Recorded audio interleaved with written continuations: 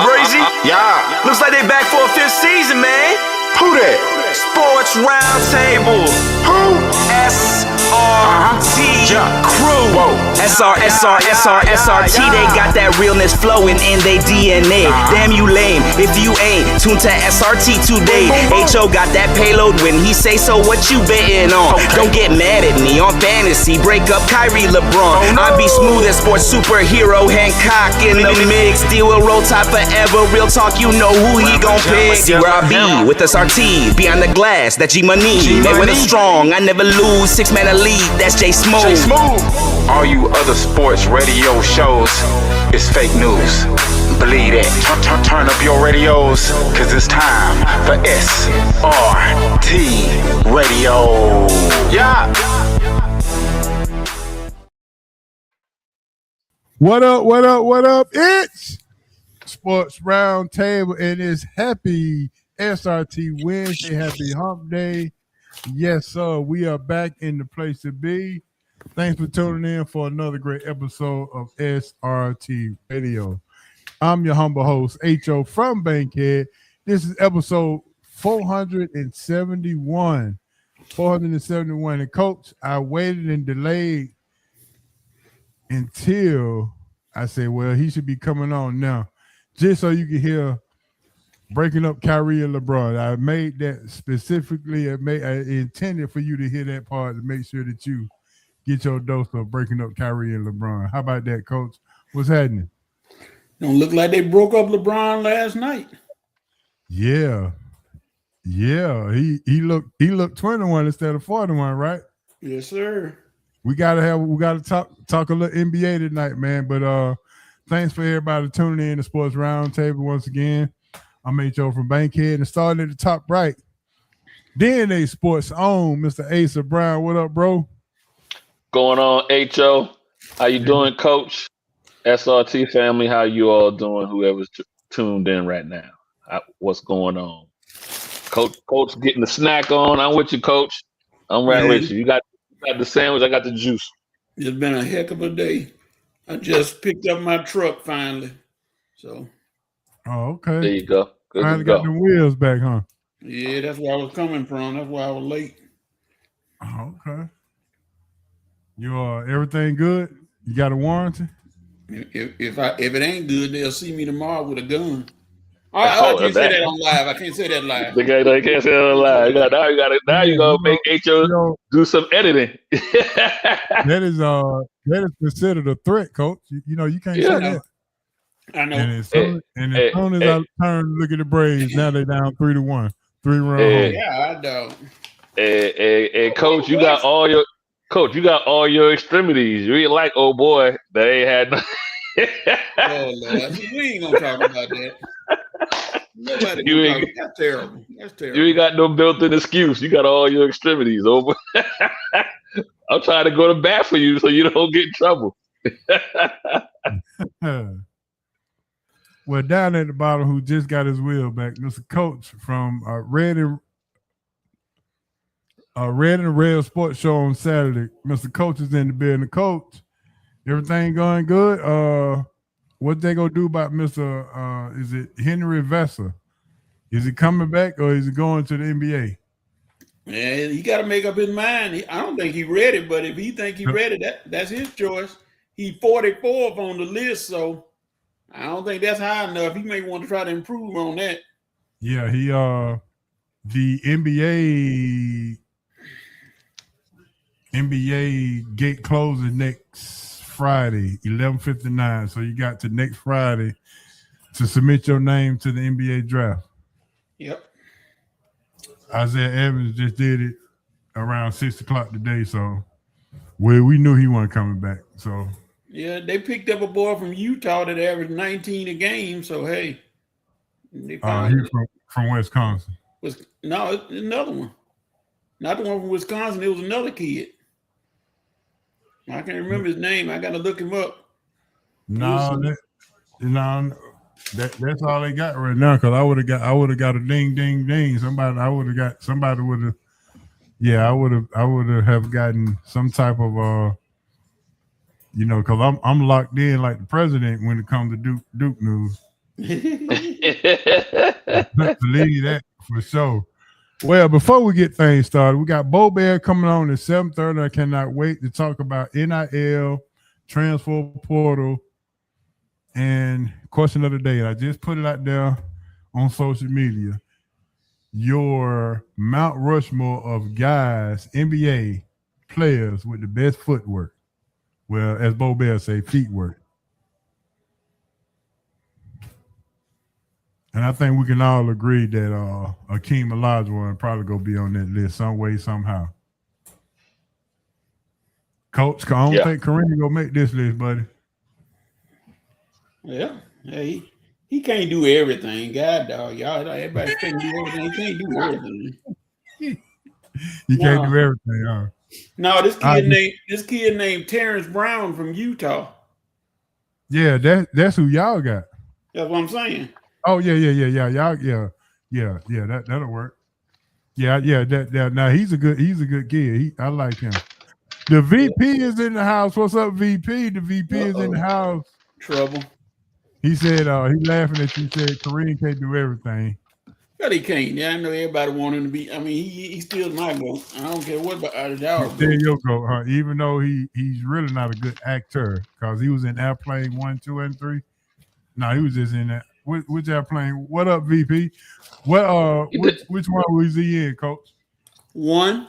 He was in 1. Mm-hmm. He did pretty good in the Bruce Lee movies, didn't he? Yeah, he was whooping Bruce Lee butt until Bruce Lee got tired and went to work on him.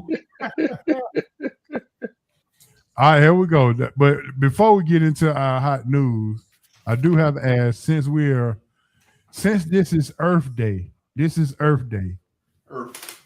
give me something that you are proud of for Earth Day. Give me something that in your mind needs to have some type of deserved recognition for Earth Day. Planting trees. Are you a green thumber, Coach? Yes, sir.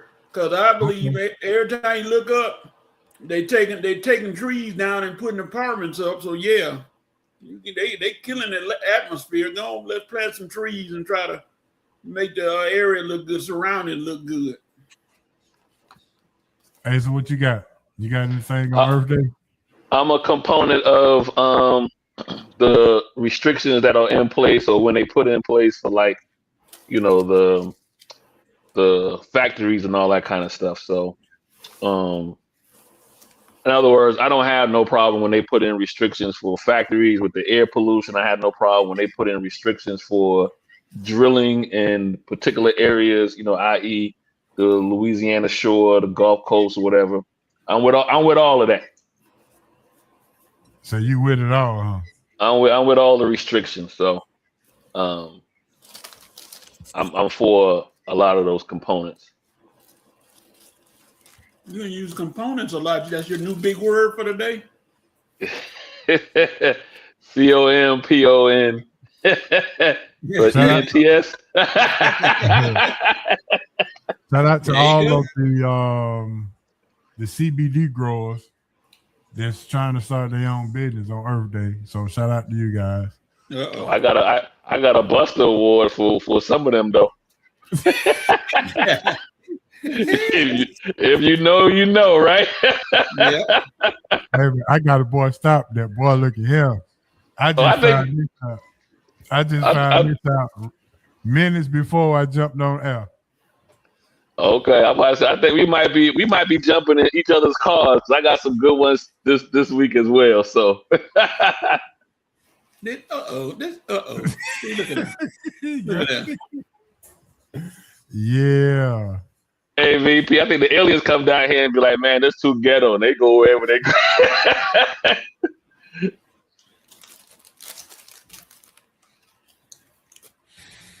All right, man. We got some hot news.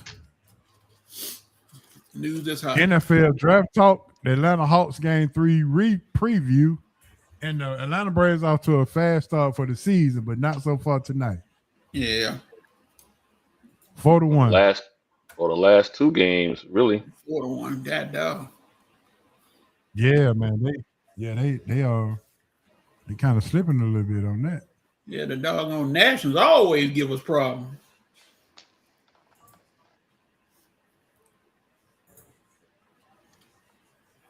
Celestial Collect. Oh, Lord. Yeah, man. I'm with you, VP. With that being said, ladies and gentlemen, it's now time to get into some hot news.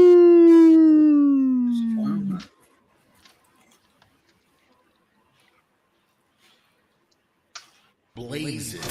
Hot. Scorching. On fire. Red hot. This is why I'm hot. It's the Sports Roundtable Hot News. You already know Sports Roundtable Hot News, sponsored by the Big Easy Grill, 1193 Collier Road, Atlanta, Georgia. Big Easy Grill, the best Louisiana seafood spot in town, in the south, in the southeast. Go on over to Big Easy Grill, grab you some crab claws, some 2 bites to get rid of 1 shrimp. They even got chicken tenders, red beans and rice, no cornbread, but they got the beignets and the Arnold Palmer. Going over to Big E's Grill. Let them know SRT sent you. Mention SRT at Sports Roundtable.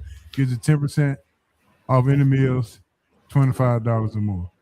With that being said, fellas, jumping into the NFL draft, which is tomorrow night.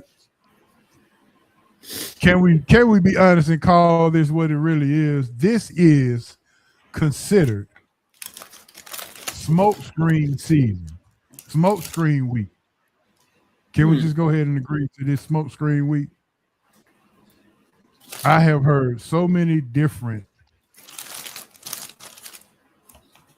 things about how the Cardinals are going to pick this player, pick that player, pick this player.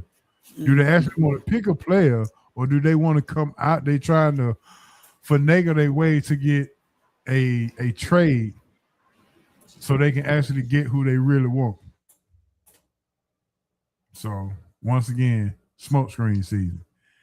Ace, I'm gonna start with you. What are your thoughts on the draft coming in tomorrow? Is it smoke season? Do you believe any of the rumors is coming out? Are you looking forward to it? And what's gonna be your biggest surprise? I agree with you, man. It's always smoke season, right? You're gonna put stuff out there to see how people react. You know, good teams, good GMs, good good organizations put things out there to see who reacts. I'll be honest with you, I haven't dipped in as much as I want to. So correct me if I'm wrong. Has Philadelphia traded AJ Brown, or that's still just talk again? Smoke screen. See, that's what I'm saying. So, what are you going to do there? Be interested, like, to your point, to see what Arizona does, right? Since they've gotten rid of Kyler Murray. Interesting to see what the Falcons do, right? I read somewhere earlier today that I know we talked a couple of weeks ago about they wasn't going to move the tight end. What's his name? Kyle Pitts. Kyle Pitts. But I read something earlier today that they supposedly are maybe still entertaining him, right? Yeah, I saw that the New England Patriots said they was entertaining him. So, to your point, man, it's again back to you. It's all smoke screens until some teams pull some triggers and see who wants to jump up. I would say that this year's draft, to me, is weaker than last year's draft. Boy, Michael Harris just hit one almost to the upper deck, but my bad. But I couldn't help but to see that one. He hit another home run? Yeah. 2-run home is 4-3 now. That's real. He hit a blast. Whew. That's Rev's boy. Rev will tell you in a minute. That's Michael. The kid is not my son, Harris. So listen, so VP said that the Patriots are interested in AJ Brown and they're interested in Kyle Pitts. The Patriots trying to make some moves, I see. Well, their coach already making moves. Oh, I'm sorry, my bad. Oh, my bad. I'm sorry. That's a good one. Well, coach, call me Magic Johnson because I just threw you an alley-oop.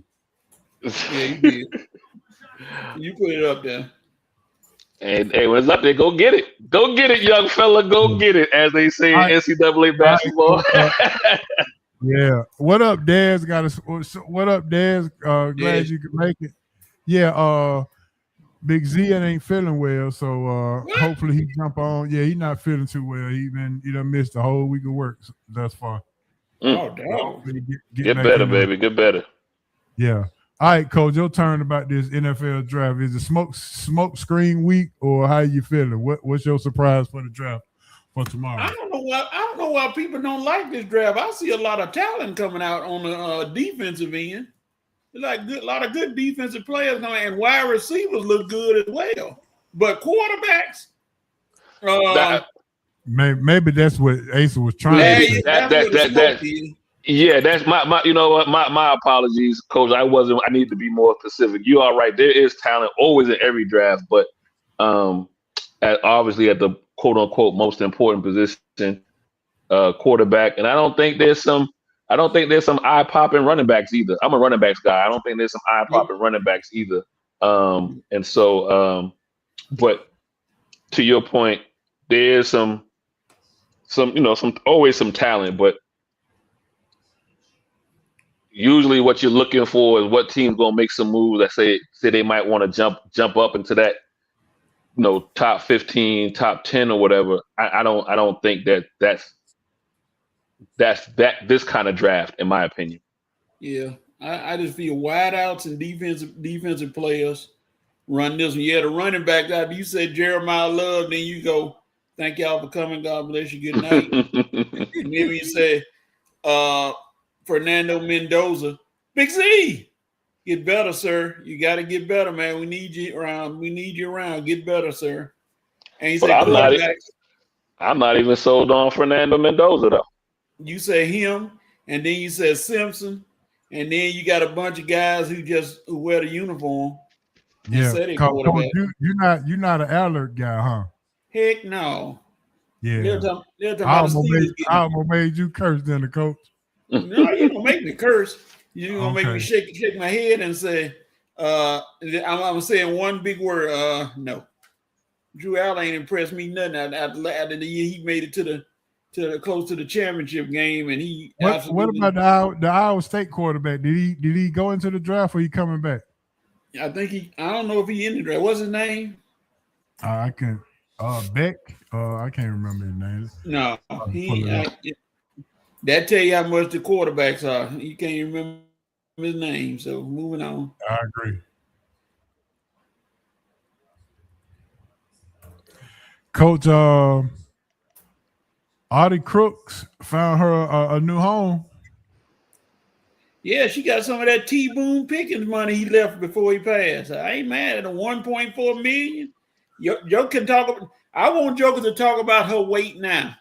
All them folk that laughed at her, she's too big to do anything. She going to the buffet and all that. You ain't got $1.4 million. Now talk that trash now. Go ahead, Coach. Be her lawyer, Coach.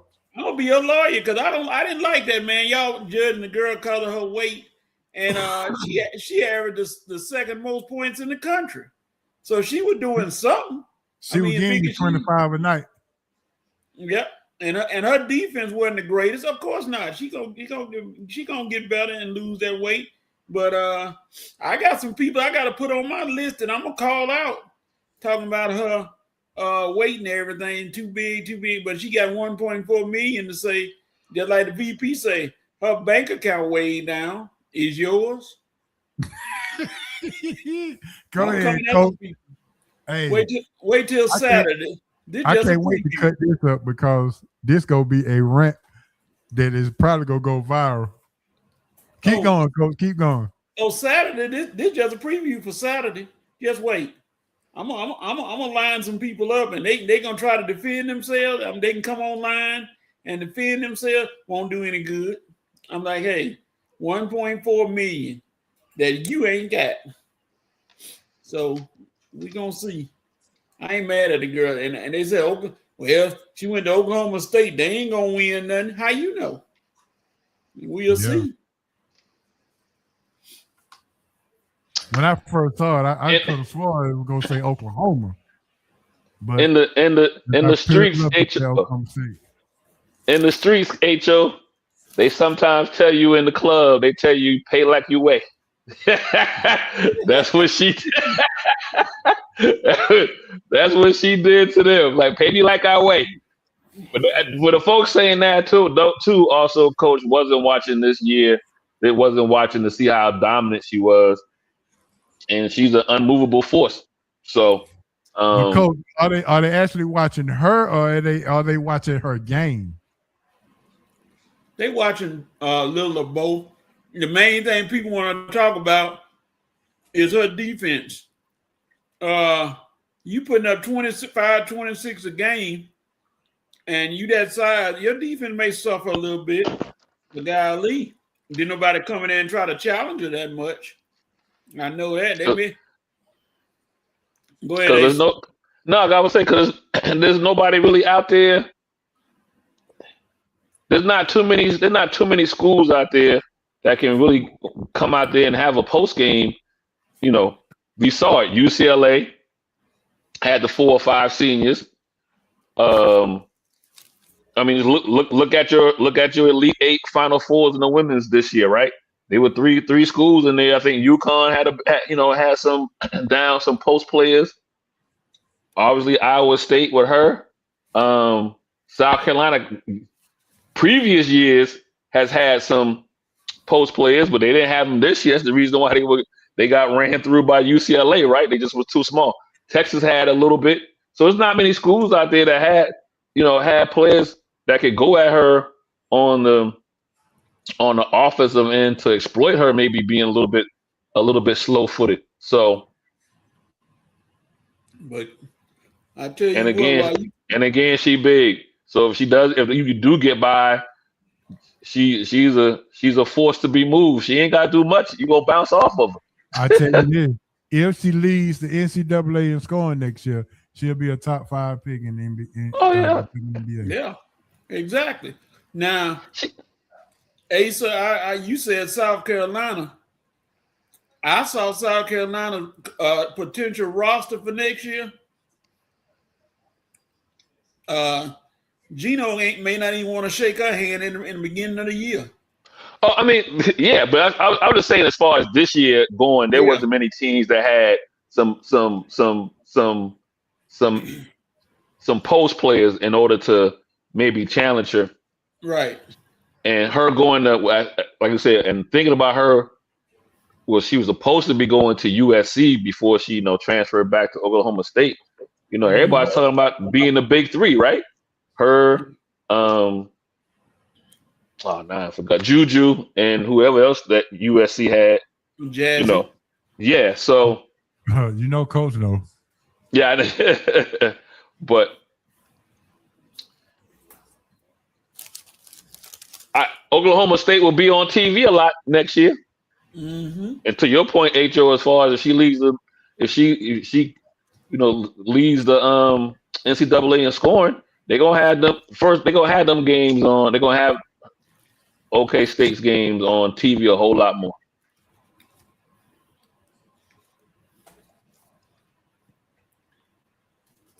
Definitely agree.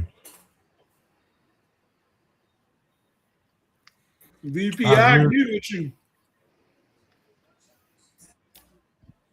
Let's go ahead and get to the Hawks and the Knicks preview game 3. What are you expecting, and what are you expecting to happen?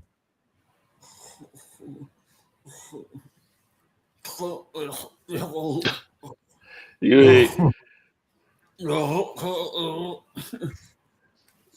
ain't doing the Reggie Miller on them, are you, Coach? Yes, sir. Because they know they choked that game away.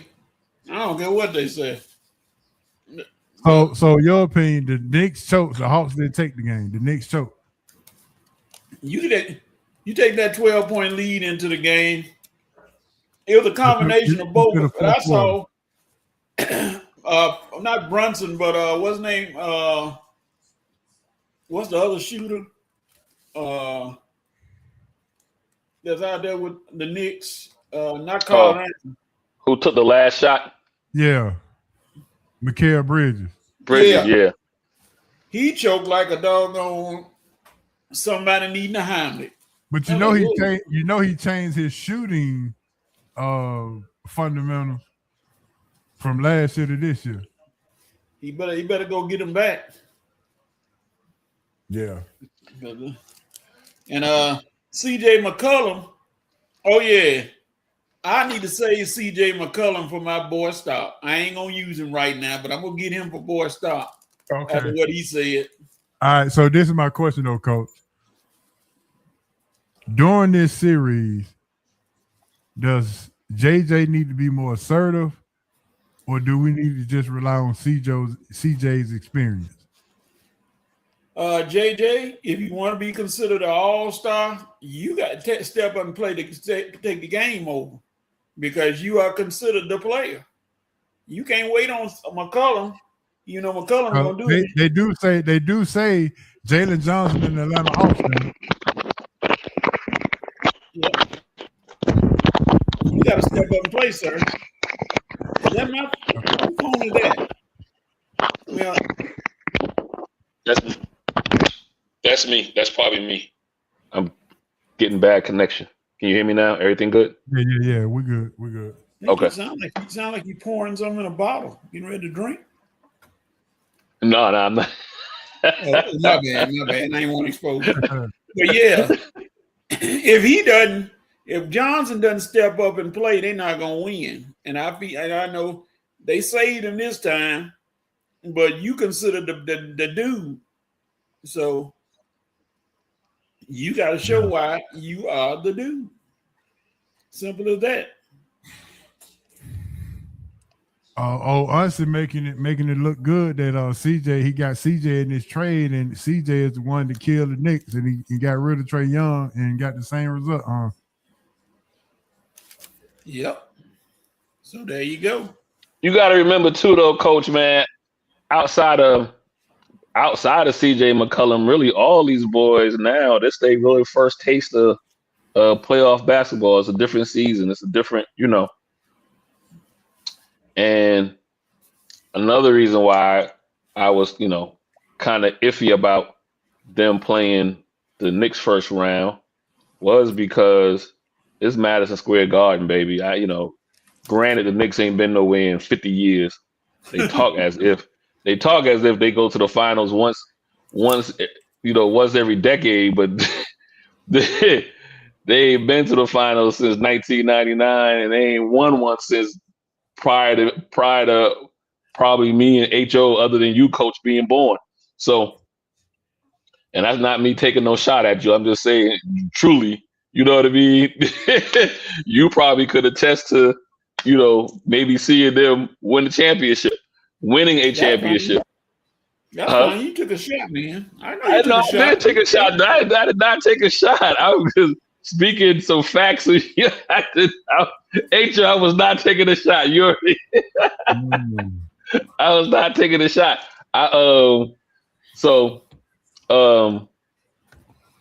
Or if me and HO were around when they won a championship, we don't remember because we were toddlers. You know what I mean? So,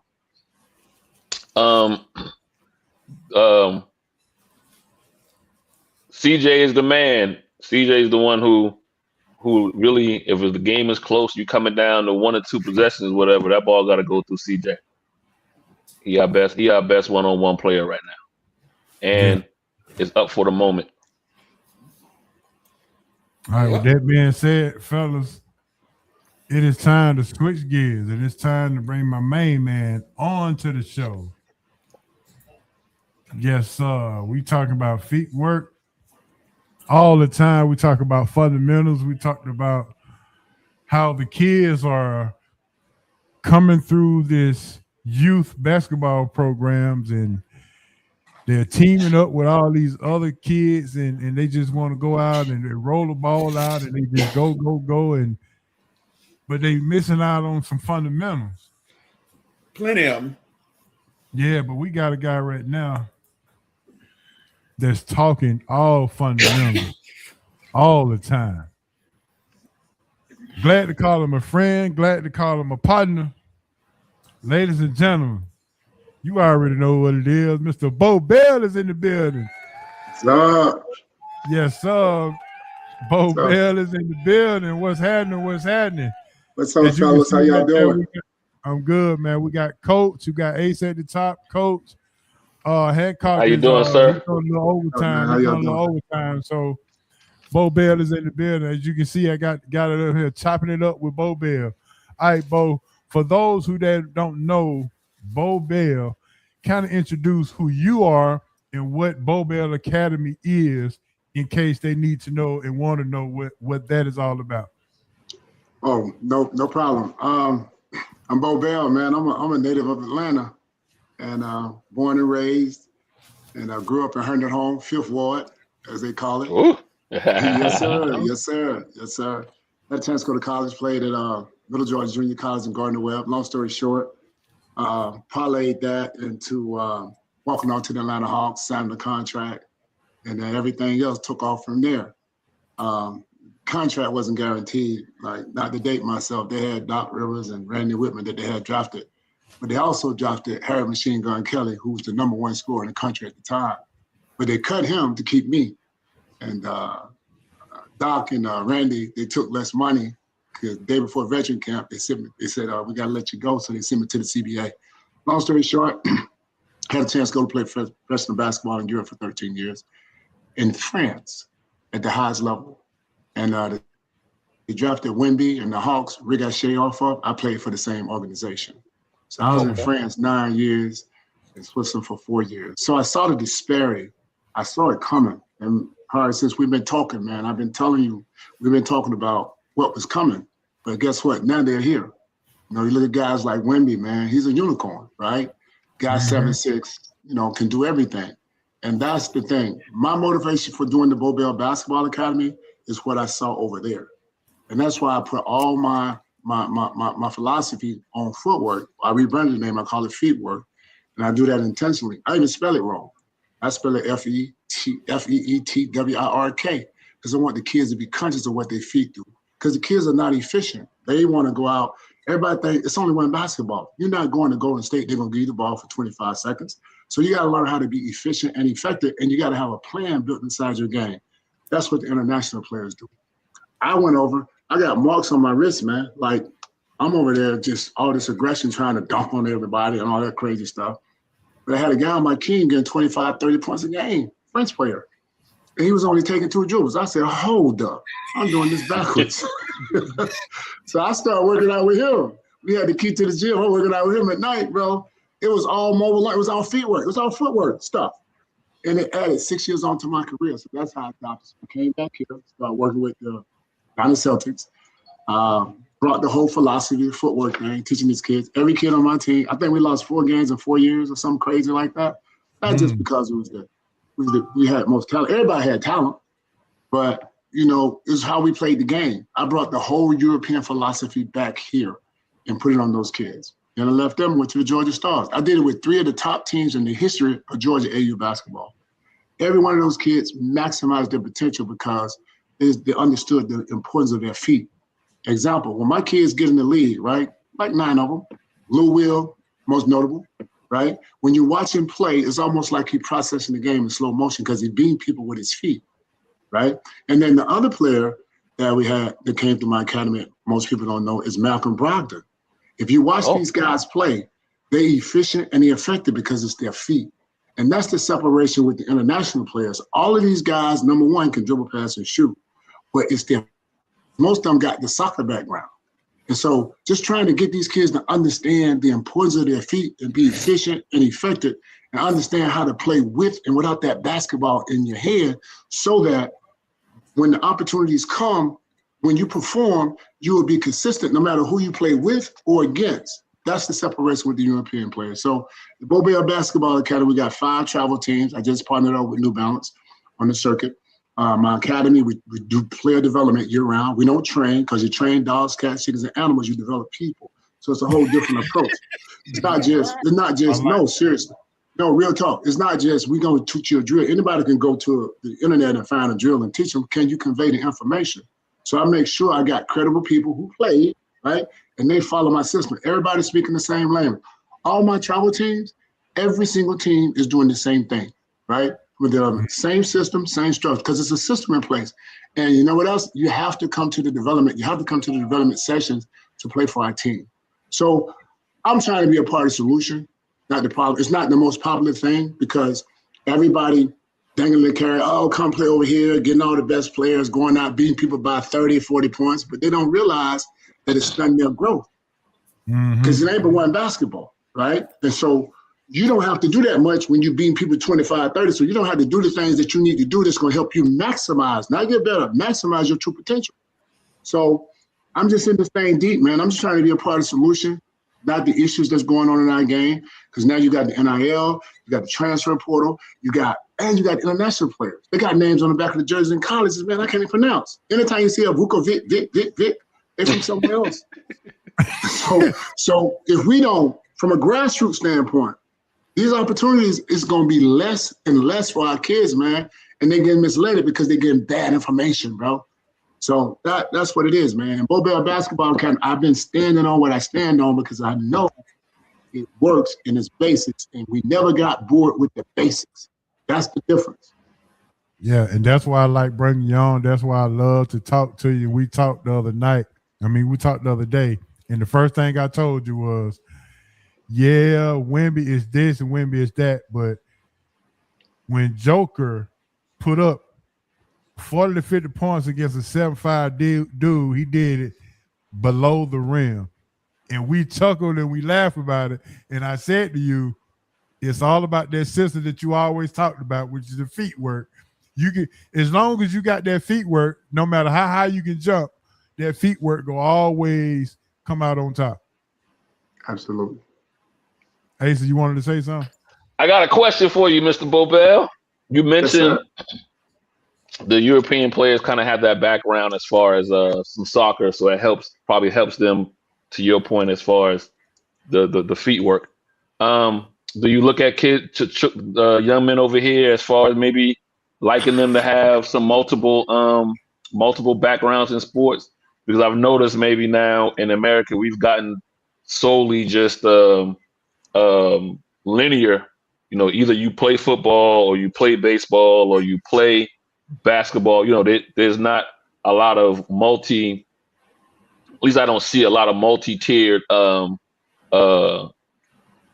kids anymore, as far as, you know, at least being seen anyway, that, you know, can have their choice of sports to go to. Do you think that's also affecting, or it is happening, but it's just not being talked about? Yeah, I think it's happening to some degree. I don't think it's been talked about enough because everybody trying to pigeonhole kids into one sport. Like if you're a basketball player, they think, okay, you 10 years old, you the best basketball at 10 years old. Okay, let's focus on basketball. So you got a lot of people that do that. But then also you got a lot of parents that's savvy enough to understand that each sports complement the other, right? So I played 5 sports in high school. You know, long as your grades can maintain and you can do what you need to do in school, right? My recommendation, man, when you're young, 8, 9, 10, 11, 12 years old, man, play multiple sports. Play it because you don't know what's going to hit. Like if you're good at 10 years old, 12, you don't know if you're going to be that at 15, even though you're developing. You might not grow. You know what I'm saying? They got a kid. You know what I'm saying? No, seriously. Yeah. You know, with that, yeah, I think about that, yeah. You might not grow. So, and that's the difference between and I keep going back to the international, because what they do different than us, they don't pigeonhole you. They don't put one player just because you're bigger or you're smaller and you do specific drills. Everybody do the same thing. Everybody do the same thing. They don't even really teach post move. Watch this. Because it's easier playing the post when you got those feet right. You see what I'm saying? All it is after that is just about the feel. So that's the separation. And so we doing it, everybody think they know, and you got a lot of people that's involved with this, that's helping our grassroots kids, the younger kids, that they don't have the information, man. They don't have the right information. I mean, it's good that they want to help, but if you don't get it, you got to go get it. And it's not about you. If you're really trying to do what's right to help these kids, get the right information with the way that the game is going, right? So that we can give our kids legitimate opportunity to maximize. We most talented, we most skilled, but we're not better basketball players overall, as you can see. Because you got guys almost on every NBA team from another country making some noise. Check it out. And it's not because they're more athletic. Some of them can jump up in there and dunk it on your head. But then most of them, it's their feet. Because the game is played on the ground. I don't care how you jump. What goes up must come down. The ground is undefeated. So at some point, the more you hit that ground, your body is only tissue and bones, right? So when you be more efficient, it's going to be longevity. Now, LeBron, I'm going to touch on him. He's able to do what he do, number one, because his basketball IQ, and he possesses all the global skills. And he have a mindset that's different. And let's talk about technology. You got a lot of technology to help him keep his body up. He take care of his body, his diet, all that stuff. He's doing all the right things. So he can play another 5 years, to my opinion, right? Not at that peak, but because he understands how to play the game on the ground, and he know how to play the game above his chest. Look here, Mr. Bo, ring my bell. Let me ask you a question. They say a picture's worth 1,000 words, and looking in the background, I see the trophies in the back, and you got just about as many as I do. We ain't gonna talk about that. That's another story. But are those from your teaching or from when you played? 95% of those was from my teaching.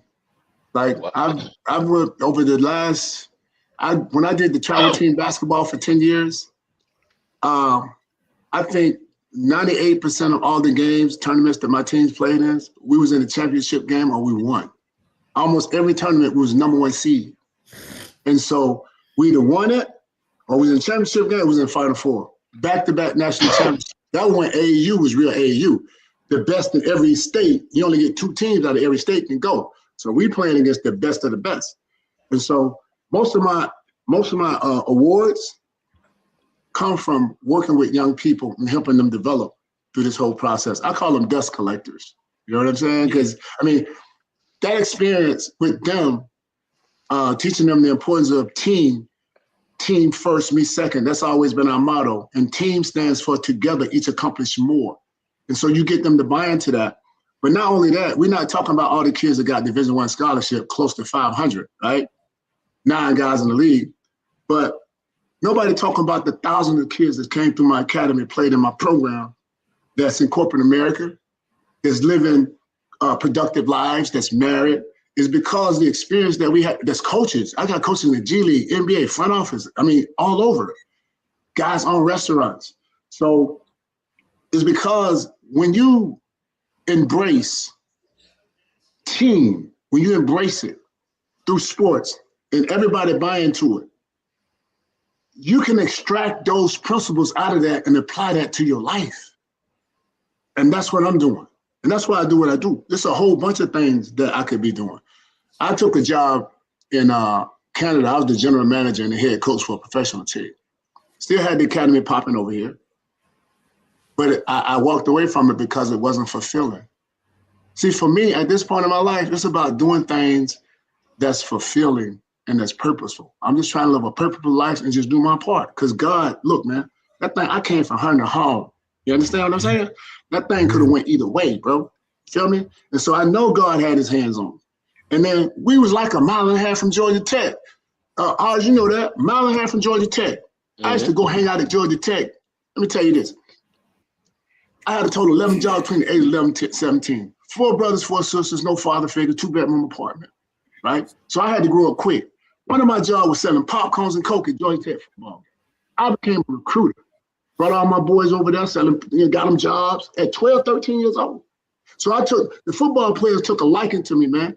And so they started giving me used football equipment, helmets and stuff. So it was the Salvation Army up there on Marietta Street. I used to go there and get T-shirts, and I dyed them. Just 12, 13 years old. And dyed the helmets, made them all the same color, stripes. I took that flour that my mama got from the welfare, and I lined it off that she had to make biscuits. I got my butt whooped the next day because she had to make biscuits for my brothers and sisters, all of them. Lined the field off with that flour, and I created a league and hunted home for my two younger brothers and their friends at 12, 13 years old. So my point to you is, I got to collect calls in. I answered all charges, but I didn't know what it was. So that's why I do what I do, because I know that what I'm doing is not about me. And I know everything that just happened to me, who walked on out of the police academy? I was getting ready to be a police. And the Hawks signed me to, I walked on off the street. So you know God got his hand on it. And I got a chance to see the whole world. So I don't take none of that stuff for granted, man. So that's why I have to touch these lives, man, through this sport, because I know what it did for my life. So that's why I'm so passionate about it. And I hope you can hear it in my voice. And let me just say this, Bo Bear, you got some fans out here that's in the chat listening. He says, check out. He's shouting out your IG page and all that, and your website. So he putting it all out there for you. So Appreciate that. we got some folks in the chat that support you because they support us. But more importantly, they liking what you're doing, and they hearing what you're saying. So that's big ups right there. Yeah. Well, yeah. Go ahead, I'm sorry. Go ahead. I'm sorry. I was just gonna say that you mentioned a guy I'm familiar with from my old days, old Harry Kelly from Texas Southern, used to shoot the lights out the gym in the slack. I remember him back in the day when I was at Mississippi Valley watching him play. I said, Lord have mercy, that guy.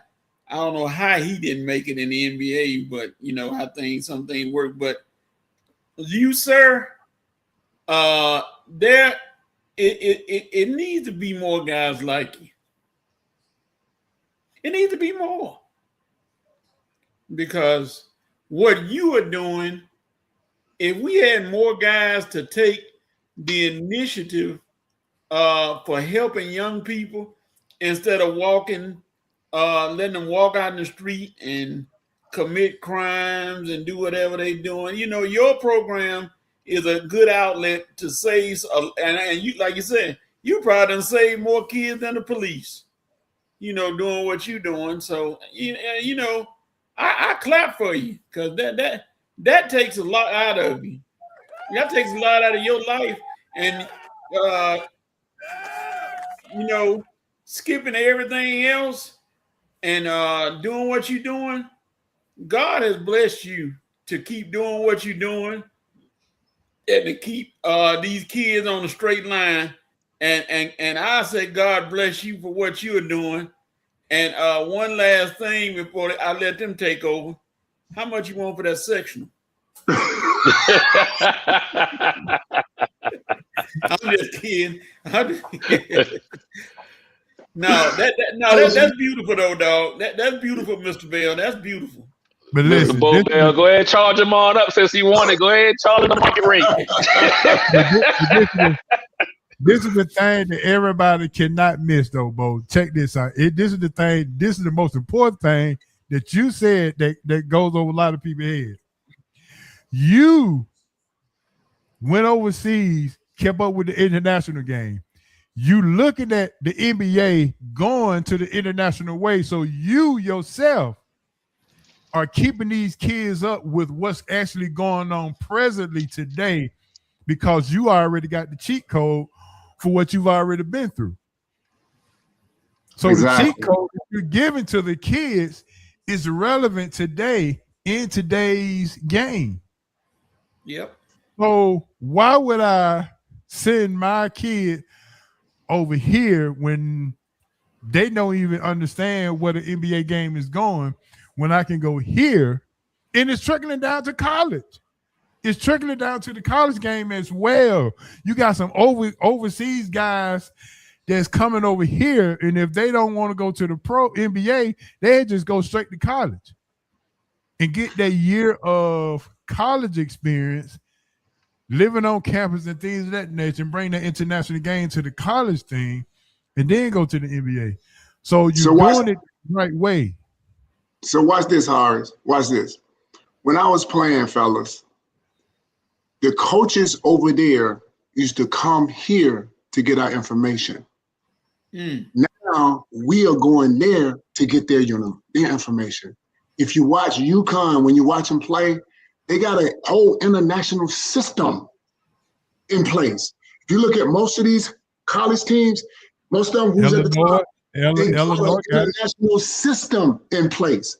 I was bringing coaches over here, and someone was staying with me at my house to get our information.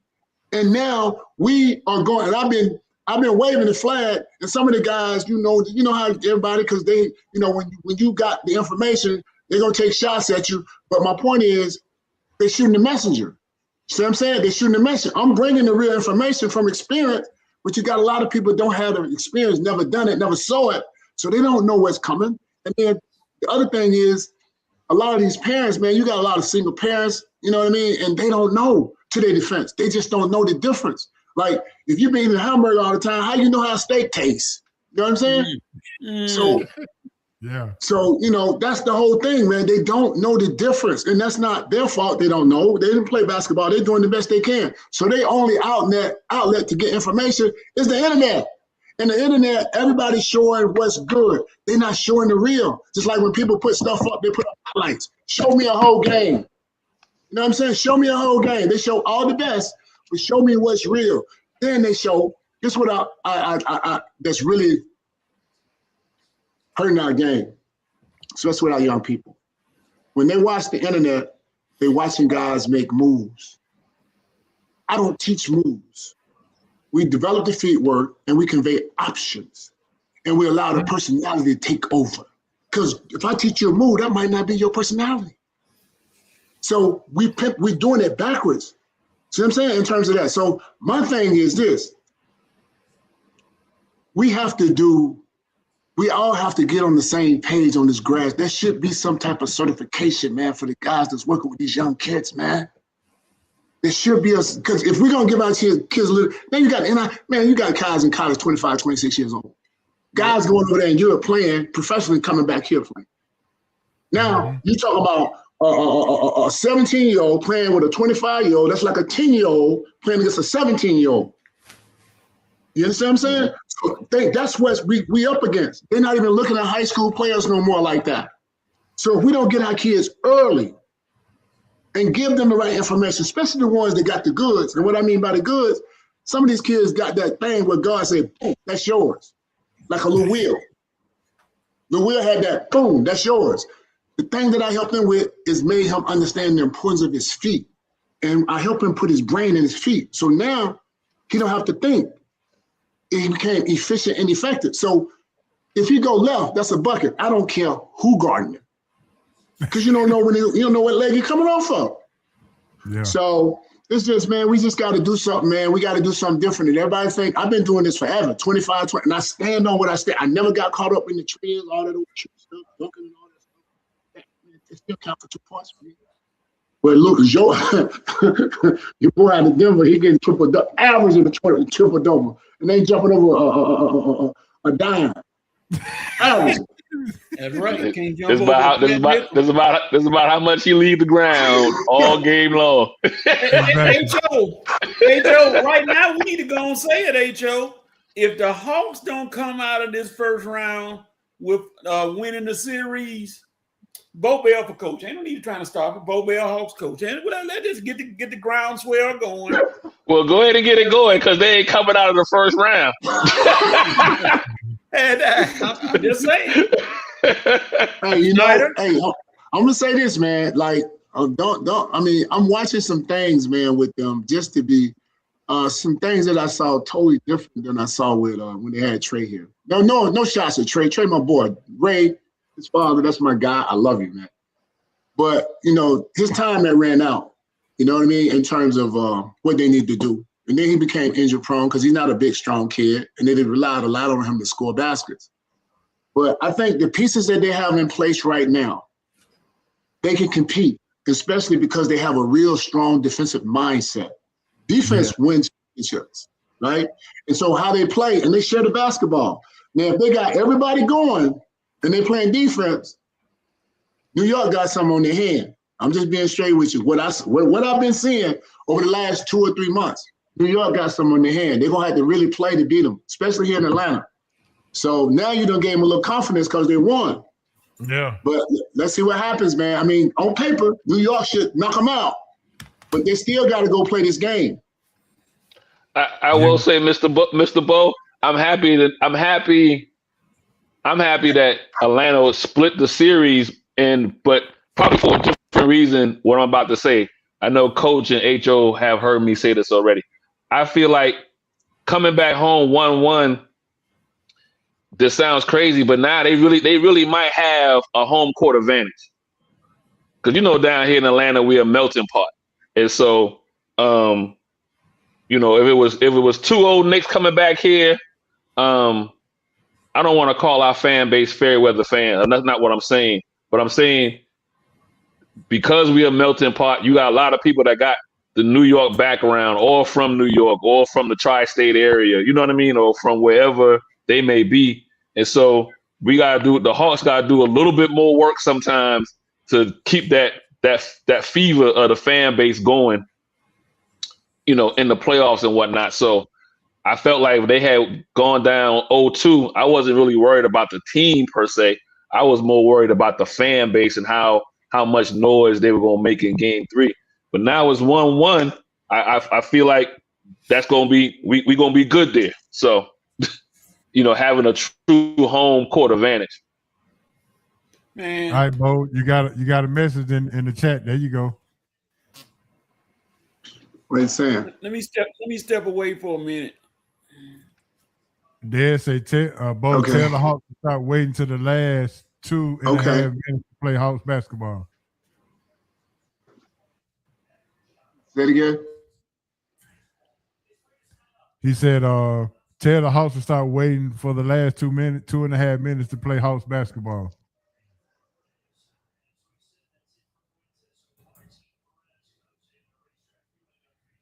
And then there's another one. Dad said he has a young 10th grader over at Northgate that's under your tutelage, playing varsity. I think we froze up a little bit. We might have froze up. Okay, yeah, it looked like he froze up. Yeah. Yeah. Oh, there you go. There we go. I'm here. All right. So Dad said he got that you got a 10th grader under your tutelage that goes to Northgate High School playing varsity in the 10th grade.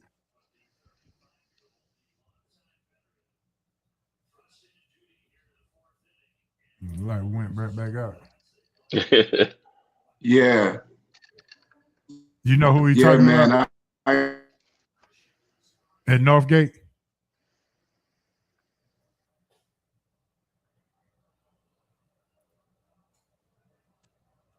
Can you hear me? Yeah, I can hear you now. Oh, Dad say the kid at his Northgate name should have been starting at varsity.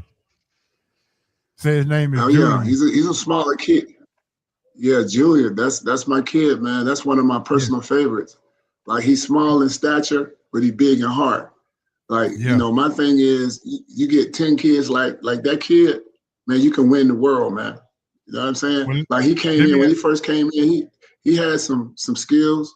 He had a little something, but man, he just embraced the whole process, bro. Like he'll come from practice, bro. And I look in the door, he walk in the door to get the development sessions with us from his high school practice. Like this is almost 3-4 times a week, and he don't miss. So he was on our second team when he first came. Now he's on the first team, very productive. You can't put the ball down in front of him. He's like a little net. Like no, seriously, man. That's one of my personal favorites, Coach. He's that's what's up. Good family. Hey, I want to ask Dez, when you see him play, do you see Bo Bell's feet work in his work? I'm gonna see what Dez got to say. He said, "True point guard mentality, play both ends of the floor." Yep. And his feet. I mean, his feet has gotten so much better. He quit. He can get in them small spaces too.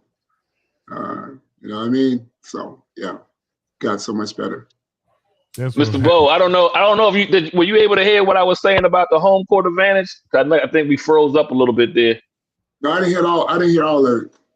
Oh, I was just saying I'm glad the Hawks was able to split because I just felt like coming back home, I was more concerned about the home crowd and maybe having a true home court advantage because we got a lot of transplants down here. Or, people, Atlanta's a melting pot, right? So, takes a lot to keep our interest sometimes, or it's a whole lot easier to get into the State Farm Arena than it is MSG. So it's true. So, well, the thing is, sometimes in the past when I go to see the New York Knicks and the Hawks play, bro, you have more New York Knicks fans in there than the Hawks fans. You know what I mean? Like, because you got a lot of people from New York that's here in Atlanta, and but I think now, since all the changes that the Hawks have done, they have gained a lot of interest back with people. So more of the fans are coming back, but that doesn't, diminish the fact that the New Yorkers going to be in the building, man. So we're going to have to stand up. They're going to be in there. Oh, yeah, for sure. We're going to be in there, bro. So I'm going to ask you, Bo. I asked Coach and I asked Asa, does JJ need to step up more, or do we need to continue to rely on CJ to carry us through this series? I just think that, he's a young guy, and they just need to do what it takes. You know what I'm saying? What I mean by that, don't depend on nobody to do this, do that. Do what it takes, because it takes what it takes. And everybody got to figure out what it is, because he can do a lot. He can do a lot. Don't pigeonhole the mindset with like, okay, if he ain't doing it, I'm going to do it. Do what's necessary. If it's your time to get to it, get to it. If it's his time to get to it, get to it. And then that way, everything happens unified together. So in other words, if he don't score, he not scoring, everything still flows. But if we relying on him to get buckets, I'm going to give you an example. The game that they played the other night, right?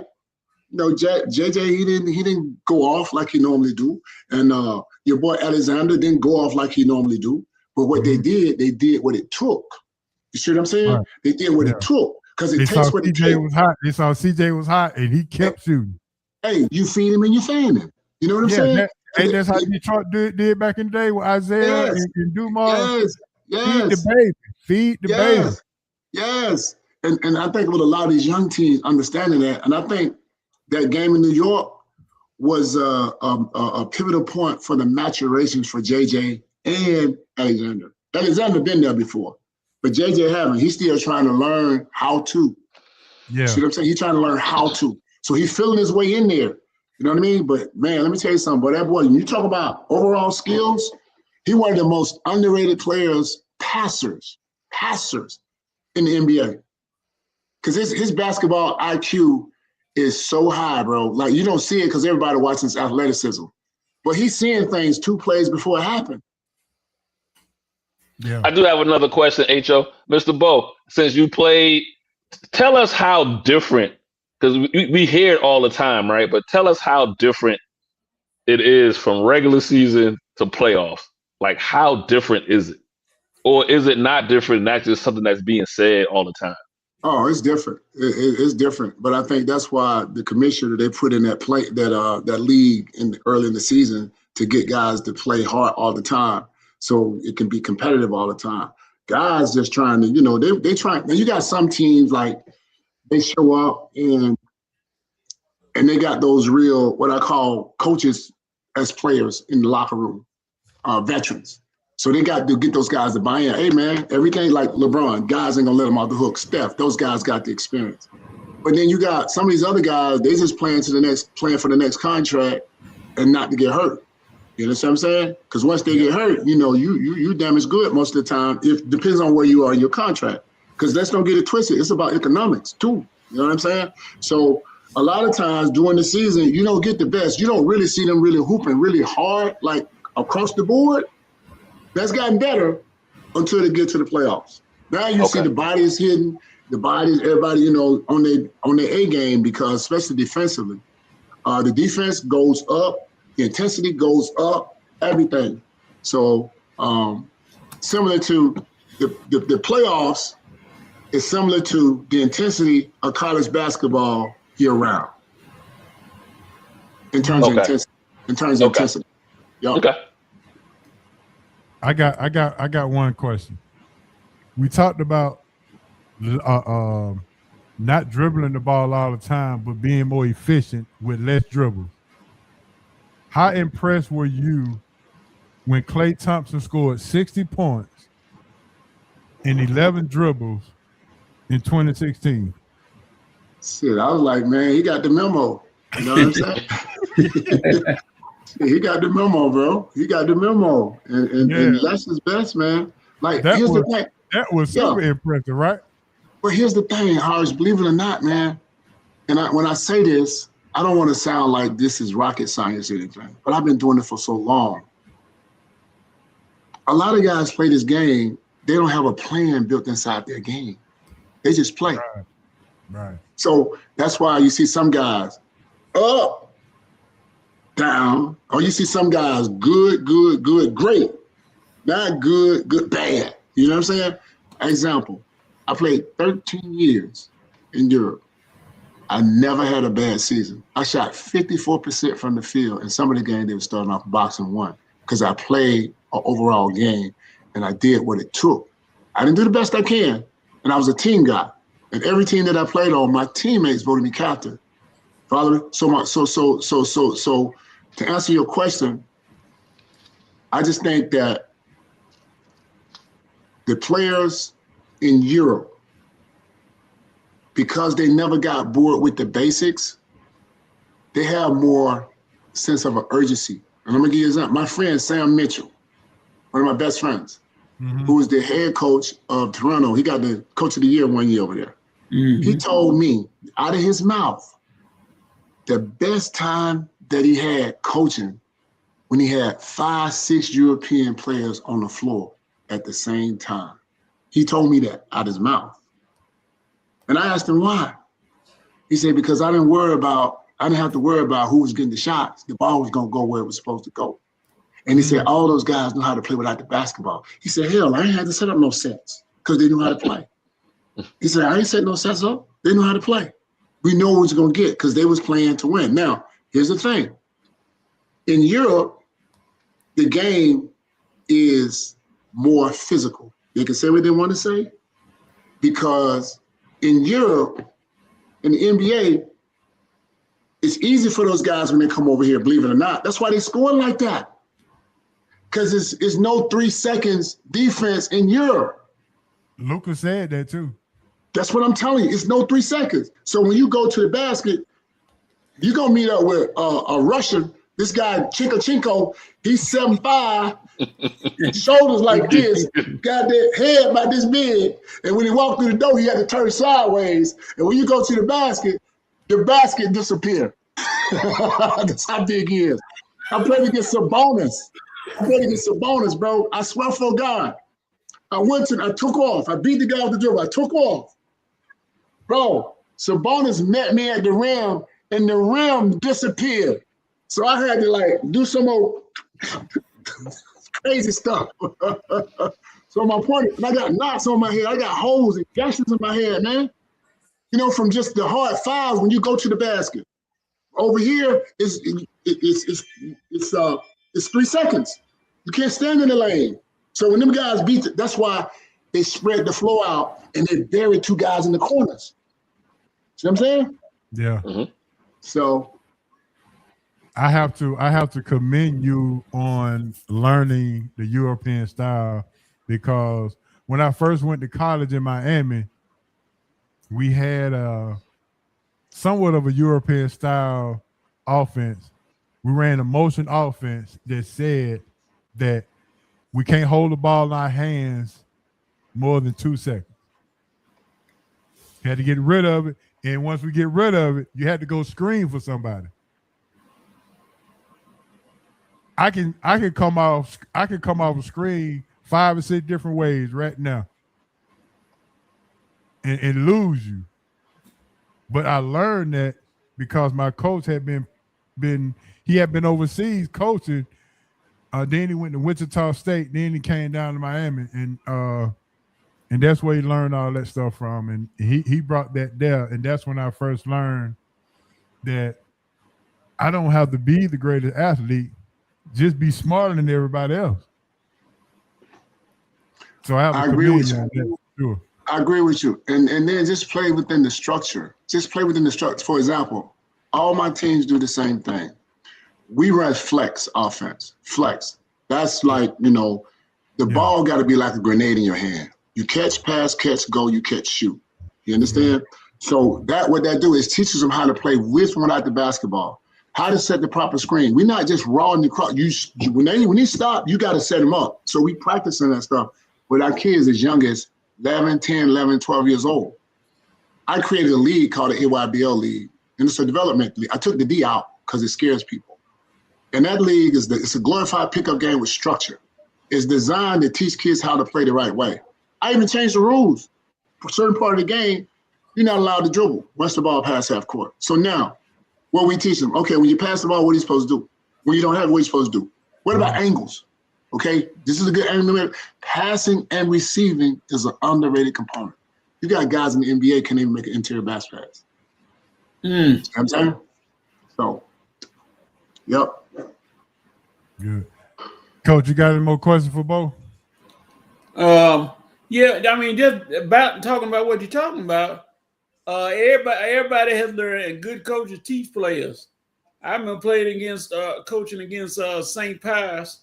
And their main thing is that ball shouldn't stay in your hand long enough for you to read the label on it. Boom, ball moving. Because no defense can beat a ball moving. Can stop ball. That's why on the press, you see people trying to dribble out of press. No, sir. You about to lose right there. The ball movement is so important to basketball. It's a shame. Because I know some people, like they say, they get stagnant. They hold that ball, dribble the air out of it. It dribbled so hard it changed from Spalding to Nike or whatever. They just keep dribbling, and then finally they take a shot. You don't beat anybody like that. You got to move that ball. Coach, you ain't have to talk about James Harden like that. Come on, Coach. It's who he is. He has made it an art form. I mean, out there, dribble. 3 seconds left. Then dribble, walk.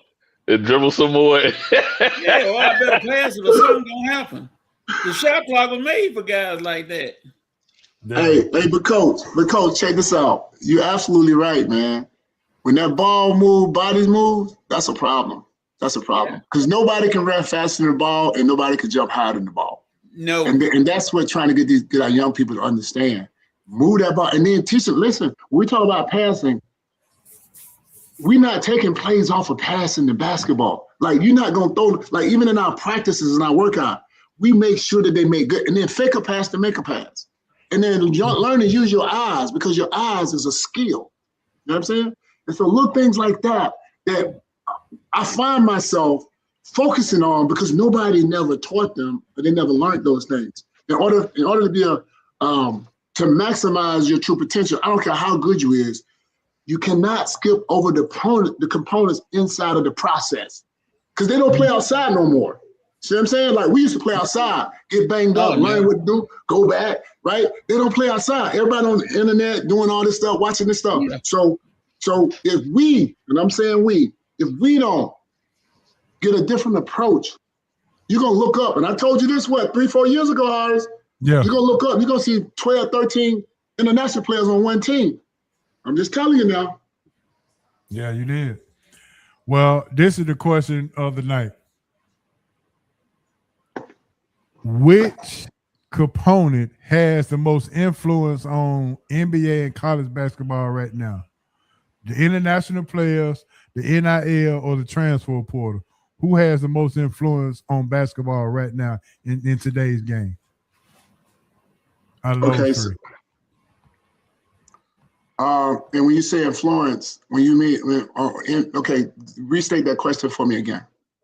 Out of these three things, which one has the most influence on the basketball game today? When I mean influence, means that it is going viral.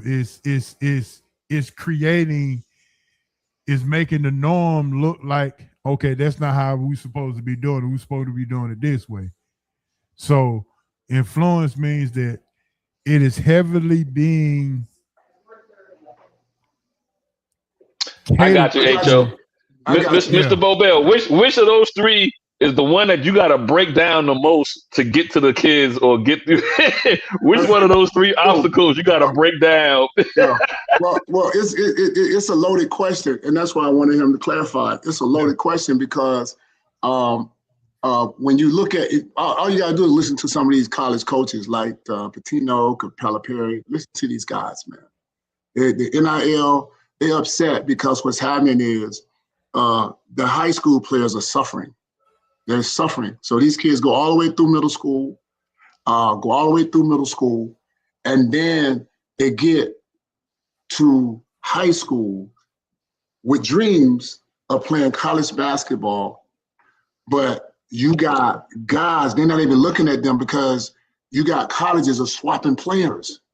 They swapping. It's just a swap, right? Now, and then you got guys, now you got the whole international piece. So to answer your question, I really truly believe it's the transfer portal. And then also the economics, the NIL. That's what Mr. LaTanya Jones just said. It's a transfer portal for sure. And It's affecting all the high school. It's affecting all the high school kids, just like you said.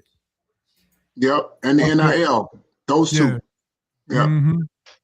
Because instead of getting a freshman, a senior in high school to be a freshman, they're going to get a 3-year player out of the transfer portal that's played 3 years of college basketball. But think about this, Harris. If you was a coach, now this is your livelihood. This is your livelihood. You got to win, man. You got to win right now. Or you gonna go get a 17-year-old kid. You're gonna put your house and the food on your table on a 17-year-old kid, as opposed to putting your bed on a guy that got the experience with the social life and the pressure and all that, or playing on that level. Which one you gonna take? So it's a twofold thing, man. It's hard for these coaches. Well, I would say this though: if I use Bobel's system, I want the 17-year-old kids because they are rawer than the kids that's been in college because they've already learned something. I want the raw kids that hadn't learned anything so I can teach them the system my way. That way, once I can get them all together and understand what the system is, then we winning. I'm gonna play devil advocate. I like that answer, right? Obviously, Mr. Bell has a system, but then the second component kicks in then. Now you gotta pay these young kids now. So okay, if I don't decide to go with the older guy and I decide to go with the younger guy, now I gotta sit down and negotiate a contract on a person that hasn't proved me anything. Well, the thing is, how do we combat that? Just my opinion. My opinion, the solution is this. A lot of kids are reclassing to play with younger guys. I think that's the wrong way to go. I think if anything, you should play up. I'm gonna give you an example. I got a 7th grader that I just playing up with my 16 and under team. I played up an 8th grader with my 17 and under team. Hell, that's what they're doing in Europe. They're playing with professional basketball players at 14 years old. So if we don't start having that type of approach to give our kids an opportunity, that's why they have the advantage of getting these opportunities. So if we play our kids up as opposed to playing them down, then they get used to that physicality going up. So, and then they getting the right information. So now it would almost be like getting a European player out of high school. You see what I'm saying? Mm-hmm. That's what it would be if you got the right system in place. And that's what I'm trying to put down with my system. So that ain't your opinion. That sounds like the right answer. That don't sound like opinion. That don't sound like opinion to me, Mr. Bell. That sounds like the right answer. It made it hard, man, because you got all these people, man. They jabbing and pulling at these kids and telling them and selling the dreams, and kids going with the hype. And and to their defense, I mean, it's hard, man, because a lot of people out here, man, they're gonna tell you what you want to hear, but what's best for the kid long term, and that's the hardest thing to get parents to see. And there's no, no knock on the parents because they don't know. They're trying to do what's best for their kids, man. But I mean, some of them, they're going to be disappointed because this is a very important time. When you're an 8th, 9th, 10th grade kid, you got to get the right information now, more so than ever. You got to get it. How many times have you been asked or been encouraged to do a parental workshop so the parents will get the understanding of what's going on so you can give them the landscape of how it's going and what's actually going on? Because you got the kids, you keeping the kids up to date with what's going on as far as playing. But do you have people encouraging you to get the parents also involved to get them on the same page as the kids as well, so they can go into this with the mindset of a parental system to understand where and what I need to do as a parent to get my kid in the best position possible? Because you do have these street agents out here, like you said, they'll tell you everything to sell you a dream, and all of a sudden the money look a little better because of the situation. But God said, if you walk by faith and not by sight, then you'll get to where you're going. Preach. So that's a good question right there. And I'm glad you asked that, Horace. In my academy, we have this thing, what we call the triangle, okay? In that triangle is the parent, the coach, and the kid. They all have to be in alignment in order for my system to work. If any of those are off alignment, our parents actually come in and sit into our practice. So what I'm talking about, they see it.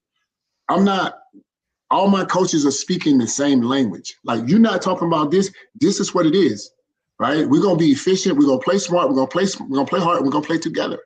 So I'm educating my parents as if I'm educating my kids.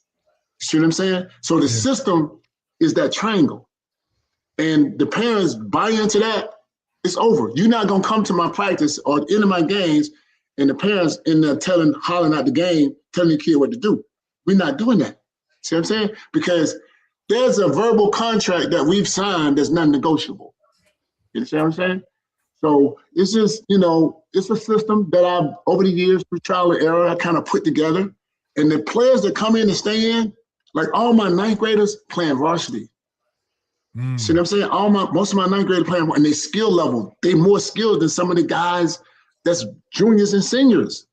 So they're gonna have a legitimate opportunity to maximize their true potential and get a chance to play at the next level because they're getting the right stuff. And so even those guys that's more talented, we got kids that's more skilled that understand how to play. See, a lot of guys can play, but they don't know how to play because it's still a team sport. You know what I'm saying? It's still a team sport. They can't mix their game because they watching 100 million dribbles, 100 million dribbles, shoot. No, bro. Dude, just cut. 5 guys cut in front of you and give them the ball. What we teaching? Right. By themselves. You didn't give them the ball. What we teaching? So it's for me, and I always say it's bigger than basketball because it is, man. Like I said, man, if you learn how to do this thing the right way, man, you can extract those principles out of that game and apply them to your life. You gotta be disciplined. You gotta be a team player because everywhere you go in corporate, even in a marriage, man, you gotta be a team player. How can you function? A lot of guys can't function because everybody's like, go play basketball, win a trophy. They don't give them nothing else. Look at some of these guys that's got talent, and I ain't gonna throw no names out. We got a lot of local guys, Magnolia, All-Americans, and all that. You know what I'm saying? Careers got cut short because they didn't know how to play the game inside the game because they didn't extract those other principles out of the game. Okay? So I'm saying right now, and I don't mess with that. I don't mess with that. I'm serious about that stuff because basketball to me is life. Like a lot of people say, time is money. No.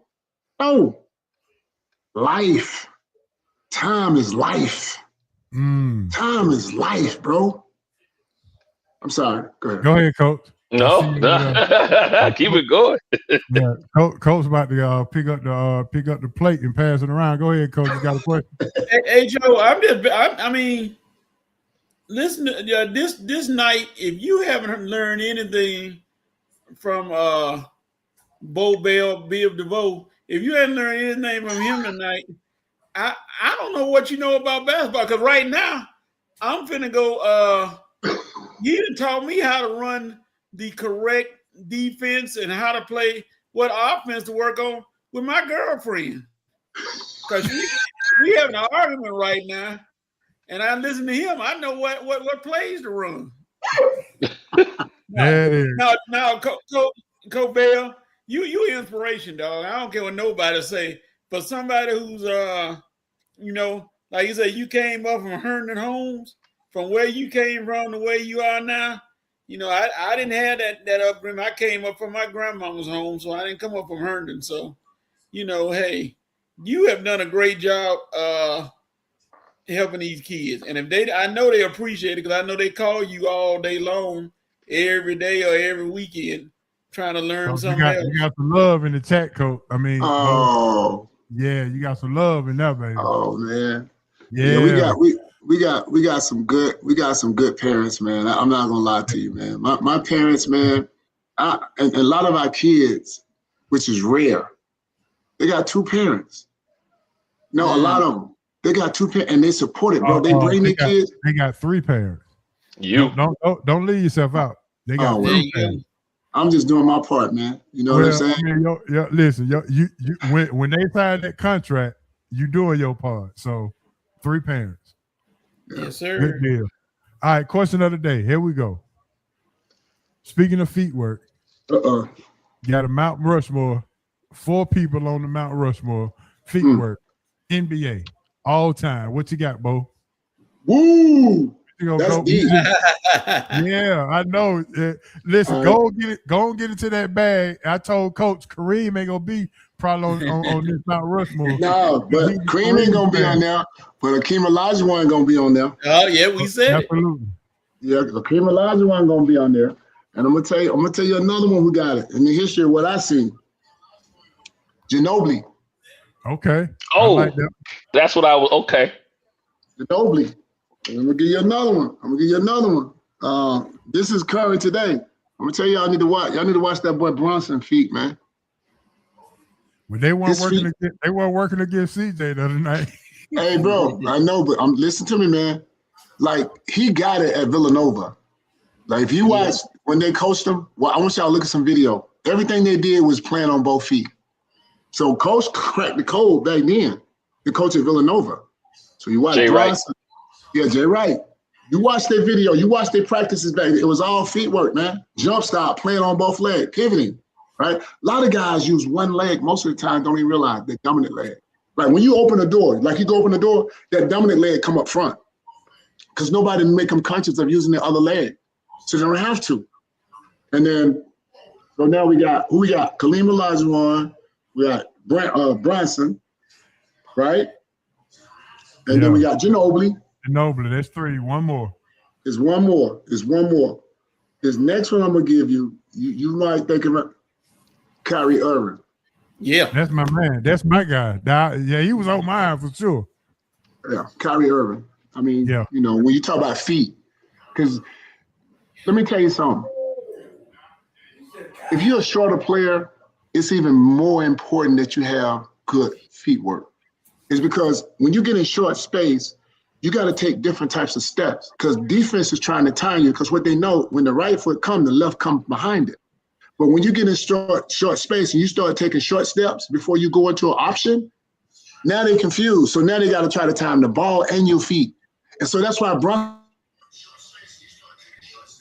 able to get that ball up because nobody can jump high on the ball. They don't know what leg you're doing. It's a thing what we call offbeat. What does offbeat mean? Okay, we was taught to shoot a right-hand layup off the left foot and a left-hand layup off the right foot. Well, what I convey, I teach that, shoot a right-hand layup off the right foot and a left-hand layup off the left foot. And is when you shoot a right-hand layup off, it's never coming. So he can't time. The ball is already up. Remember what I said? Nobody can jump high. Yeah. So that's the difference, man, with that feet work stuff, man. It's just when kids understand that, it's a cheat code, bro, and players not getting it because it's boring. It's boring. And so guys have gotten bored with the basics. So that's what it is. All right, my last question of the day. Last week we did your top 3 mid-range game players in the NBA. We didn't do 4, we did 3. So I'm gonna ask you your mid-range game. Name your top 3 mid-range game people of all time.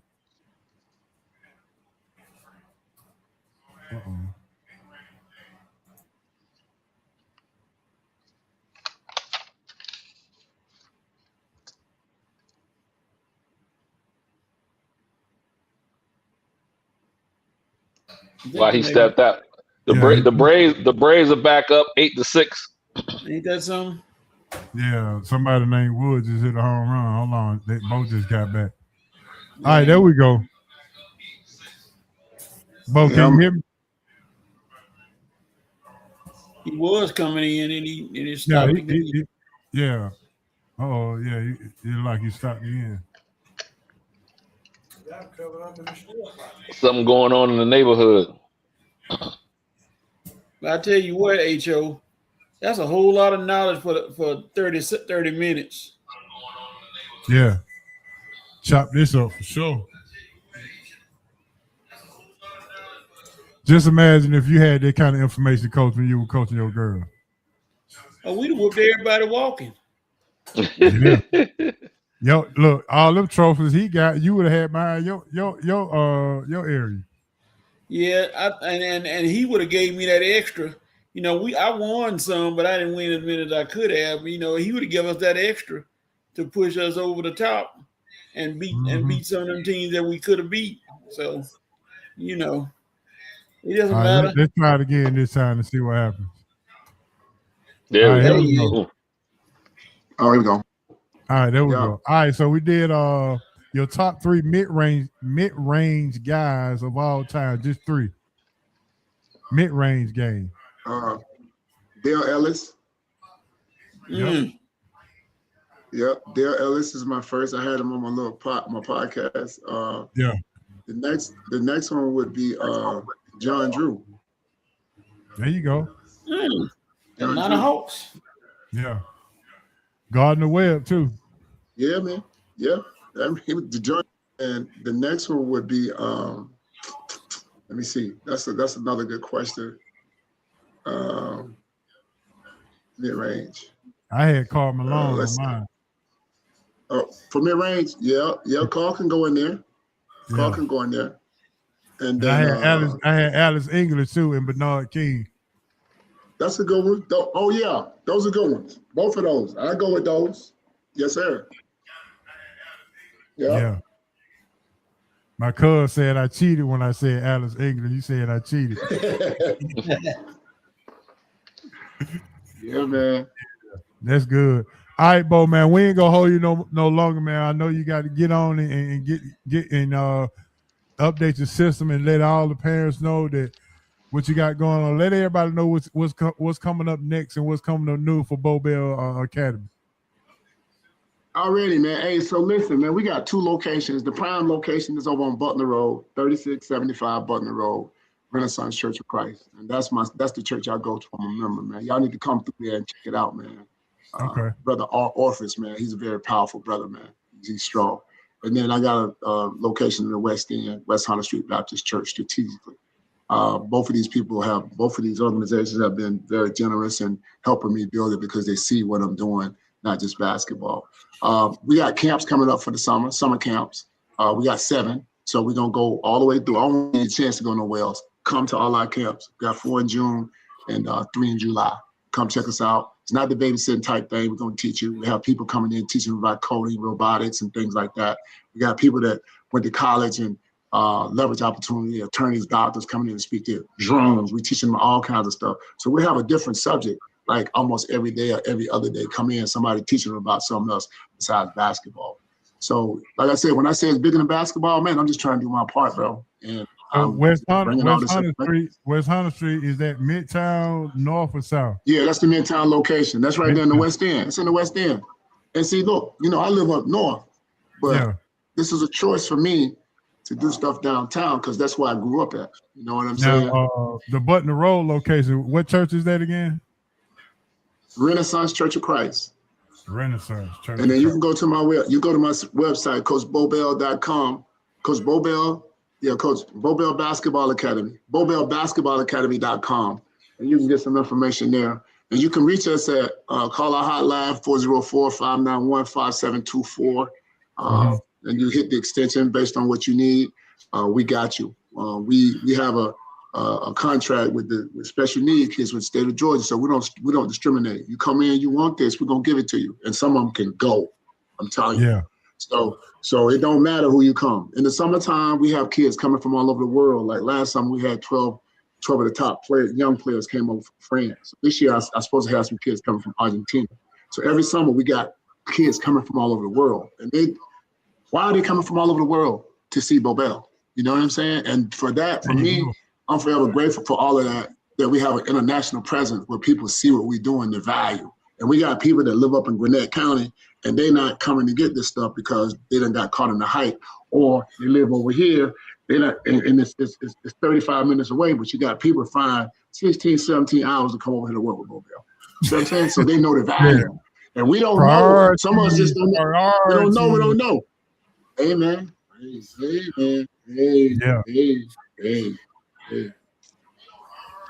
But it's all good, man. Yeah, I go to church over there off Camilton Road at Zion Hill Baptist, way down there in South Fulton. Yes, sir. So I'm closer to Button Road a lot of times when I'm over that way. Come through, man. Come through and holler. Y'all come through and holler at us, Coach. Yeah, man.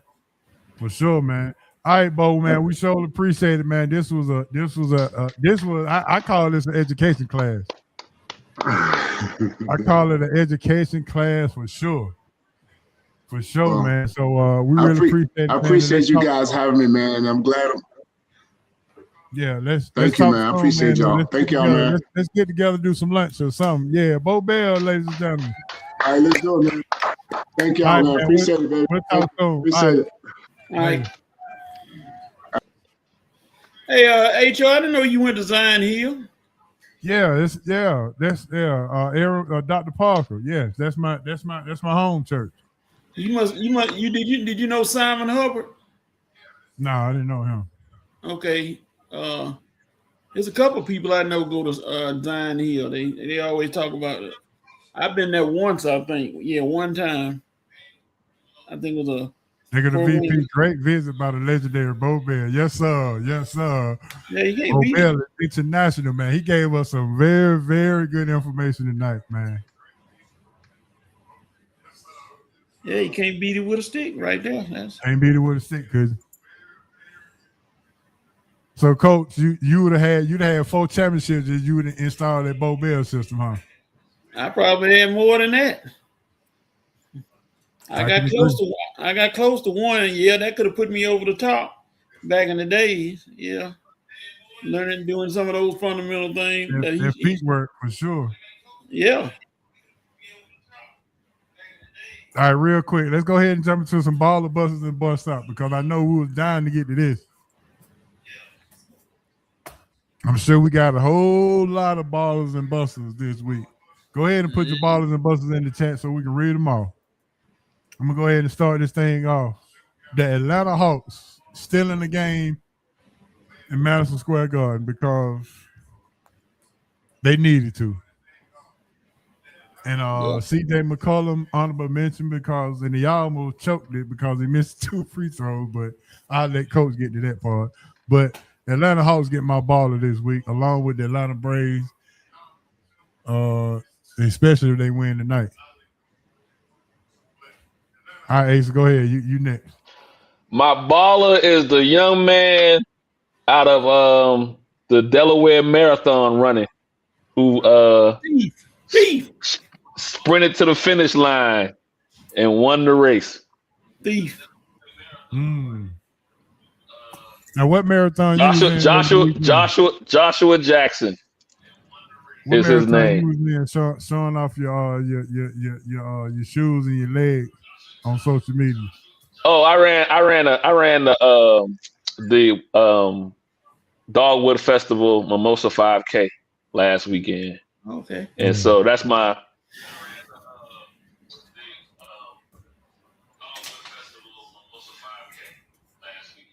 You're on And then he mute got- now. We can't hear you, bro. Hello. Yeah, I'm here, but I don't know what Ace is Yeah. doing. He hit the mute button. Yeah, he hit the mute button.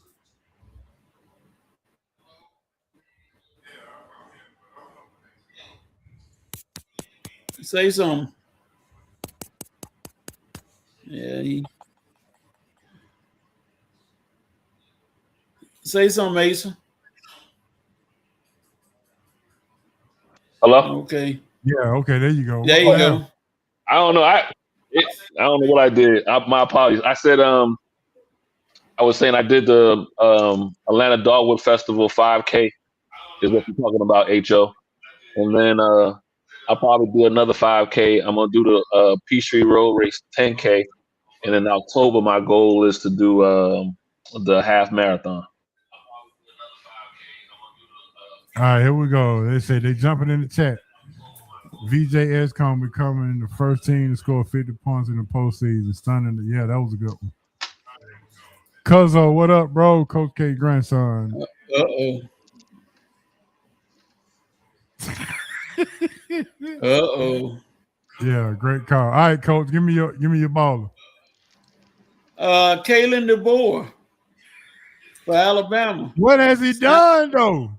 7 year, $87 million contract. What has he done to honor that contract? He must have done something to get that contract. They must love him because they took the for sale signs out the yard and said, "You are our coach, so come on in, brother." Yeah, maybe he get a baller, but Alabama get a buster for giving him a contract that hadn't even been. I mean, my goodness. Yeah, they paying him a lot Has of he money. done anything to warrant that type of money? I You couldn't believe that. get absolutely blasted in the Rose Bowl, and your reward is a 7-year contract worth $12 million a year. Come on, man. I mean, listen. He hasn't lost to Auburn. Uh-oh. Hey, I'm telling you how things kind of work out. You know what I mean? You ask anybody which one's more important, that Rose Bowl or the Iron Bowl, 11 out of 10 times gonna be that Iron Bowl. Yeah. All right, VP got the bus up. The Cheeto in chief. Oh my goodness.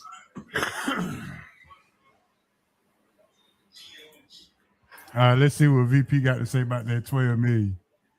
Tell the VP that Kayla has dirty pics. Oh Lord. Yeah, man. I don't. That's what you call giving money away. I mean, you got absolutely blasted in the Rose Bowl, and you get a reward for it. Yep. Baller Mike Harris, yes sir. All right, my buster. Jalen Brunson in Cat Town. Jalen Brunson is the floppiest. Yeah, Bo Bear said he moved his feet. He moved his feet straight onto the ground because he flops, and Cat don't do nothing but complain. Every time he get a foul call on him, he just ain't did nothing. So those who get my buster for being at home and acting like crybabies. Wah. Go ahead, Ace. I'm gonna stay in that same marathon race. Carson Mello, you ain't won until you hit that ticket line. Yeah. You done put all that energy into a half marathon or marathon to sit there and be number 2. Yeah, that little celebration didn't look that good. Well, he didn't celebrate. He just thought he had. And that dude, how you got that much sprint ability coming down the stretch? Like, wow. I don't think people understand how hard that is. I tried to finish my little race at a top speed. Damn near passed out. Ain't nobody see me, but I was sitting there like I don't need to run. Like, you okay, sir? Yeah. Just get away from me for a second. Let me catch my lung.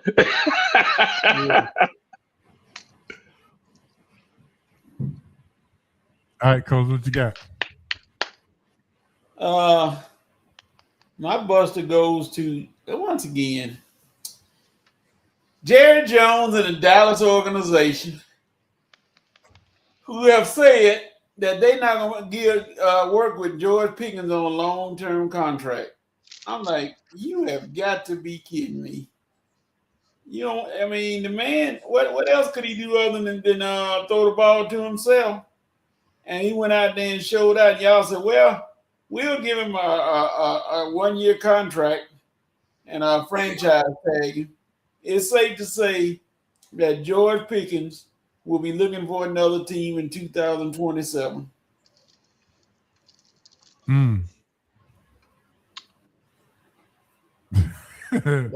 I see VP got his blood stop up already. Yeah, I didn't see that one. Dang, 23-1. Woo. 15 walks, 5 homers. The hard part is four hit batters. That's the bad part. VP Ace of VP got a question for you. Yeah, I just put it up. Oh. Hey, so true story. So when I first started really running and kind of running like, I guess amateur like or whatever. Yeah, that was listen, you be like, man, what in the world is going on? You be questioning yourself.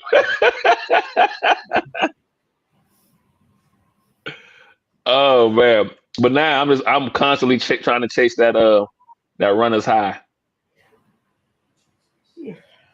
That is a real thing.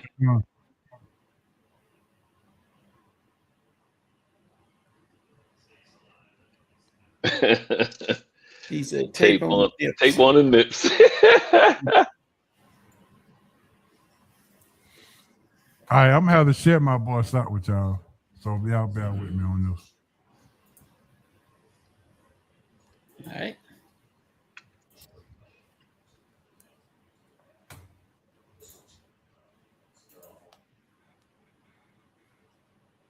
This is my boy Stop right here. This dude, rich and unemployed, was a podcaster named Jonathan. This is the guy right here, Jonathan Dupiton. He was sentenced to 7 years in prison for a $3.8 million scheme.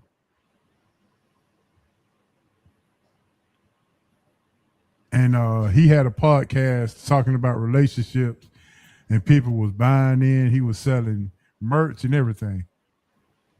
Man, y'all gotta watch. Y'all better watch who y'all trying to support and all this other kind of stuff. Atlanta podcaster used stolen identities to file hundreds of false claims during the pandemic. Man, come on, y'all better stop supporting these guys. He Derek Jackson times 100, huh? Yeah, he giving out. He having local celebrity guests all on his podcast and hollering about rich. I mean, rich but unemployed. Yeah. I wonder what they're finna say now. You convicted and no money. Bent over. Convicted and bent over.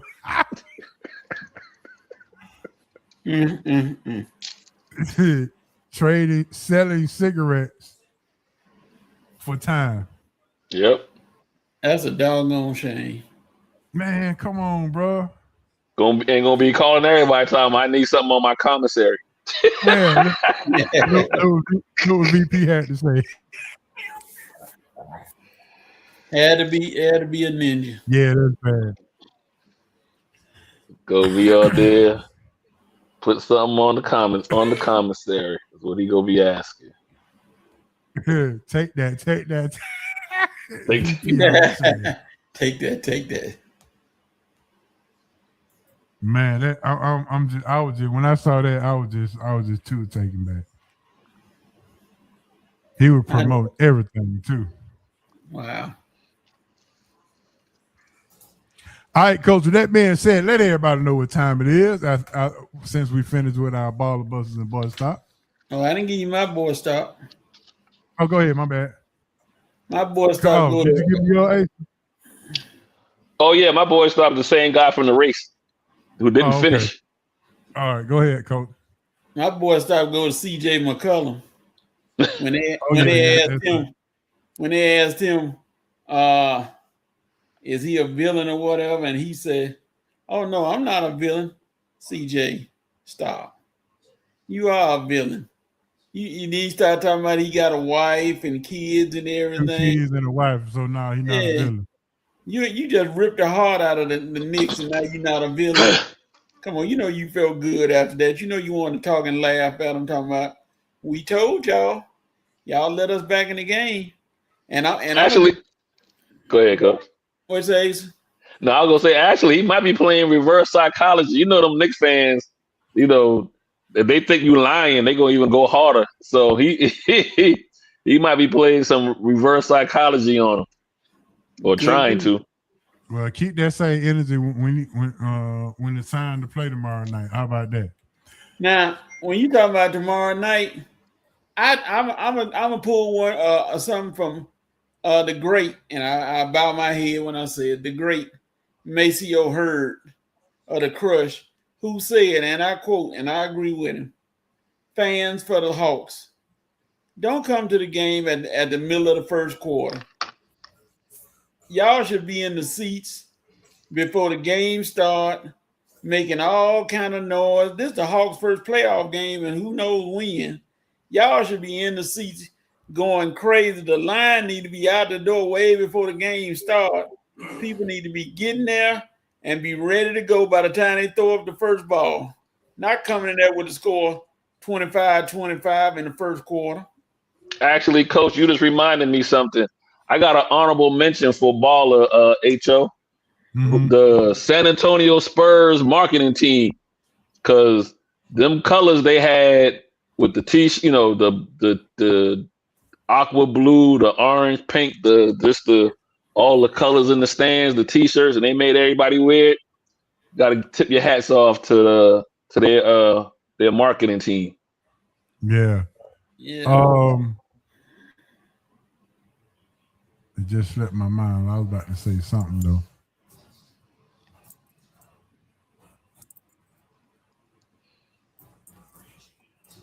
Oh, I know what I was going to say. Who are you watching tomorrow? You watching the draft or you watching the Hawks? Hawks. But you got to choose one. He said both. You got to choose one. I watched the Hawks. You can go back and watch the draft. I watched the Hawks.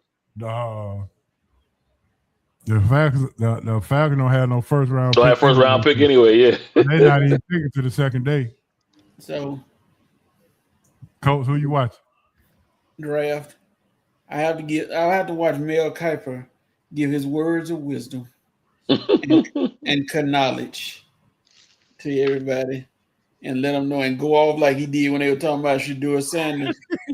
VP said he doing multi-view. Hey Joe. I haven't seen Coach the last couple of shows pull out Bertha. I'm gonna make him pull it out purposely with this one question. What your Steelers gonna do? They getting the quarterback? If you say quarterback one more time. There it is. Yeah. You talking about that quarterback. I don't care about no Ty Simpson. I don't care about Bart Simpson.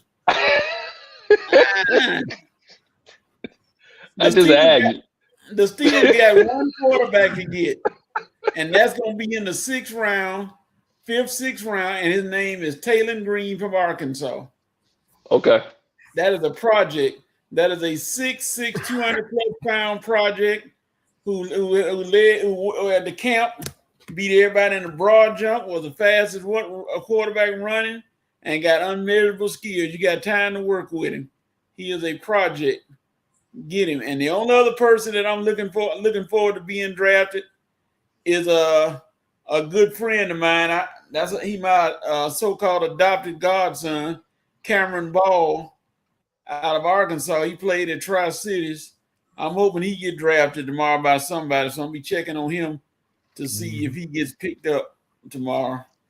Other than that, I'll watch the first round, and I'll probably send some dude wipes to the set, because I know they're gonna be having to go to bathrooms because they know they got to sit there for a while. I know they hate that, but still. There you go, Coach. Well, you want to find out how dull it is? Just say the word. we can accommodate. Coach, let everybody know what time it is. Let everybody know what time it is. Look like everybody they jumping in trying to figure out what this fun bag gonna be tonight. I will bet you any kind of money that Bertha can cut open any bag you need to try to get what you need. And we don't want the Hawks to go to the Cleveland and New York Jets city of weighing bags because they team not winning. I don't think it'll get that bad, but our bags are full of surprises, and HO got the bag for y'all. Then y'all know. Just want to know what in the world is in that bag. You got in that bag. SRT Fun Bag, go. Make up your mind. No. Think. Since you're thinking, now go on. Think. Is it fun? No, sir. No. No, sir. Absolutely not? Zero fun, sir. Oh, funny. What in the world is in that bag? What you got in that bag? Are we having fun yet? Yes, sir. SRT Fun Bag. You already know SRT Bag is sponsored by our good friend Bo Bell Basketball. 2 locations. Butner Road and West Hunter Street, downtown, Midtown, and South.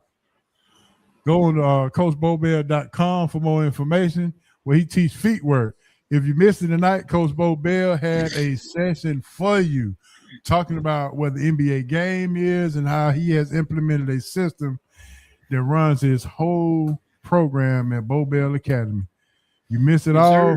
Sorry, but you can check out replays on srtradio.com, or you can go to the YouTube page at SRT Sports Talk Radio 2705, or you can just gladly just go back to the Facebook Live and just hit the replay button. But now we're finna jump into our fun bag because everybody's been looking for it. And Miss Carletta, if you're out there, say hello. If not, we'll see you next week. But hey, Miss Carletta. First question.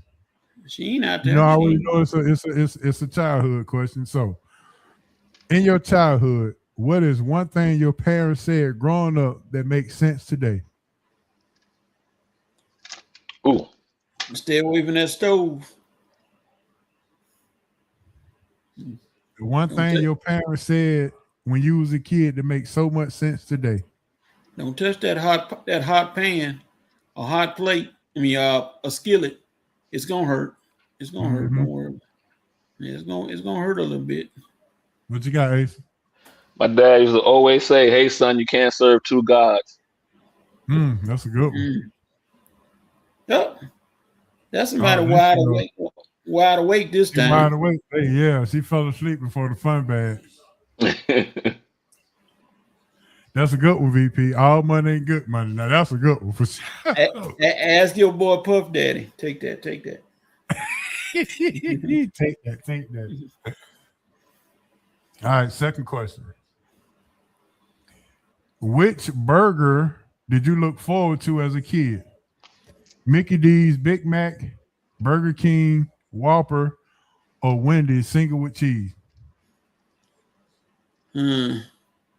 The Big Mac became overrated early when I couldn't find a hamburger. When I got the sandwich, I was like, okay, where's the burger? And Wendy's used to have them nice, big old fluff one. So I'm going with the Whopper. Big Z said the Whopper himself. Yeah. Ding, ding, ding, ding, ding. The Whopper. The Whopper. Okay. That you look forward to in that Whopper, huh? The Whopper, then get that mayonnaise and ketchup and mix them to make your own little French, little fancy dressing. Back when the hamburgers were real, as I got old, the Whopper. Okay. Yep. Carletta said McDonald's cheeseburgers. Those things, McDonald's cheeseburger, those things are like a Nicolas Cage movie, gone in 60 seconds. Yeah. Like,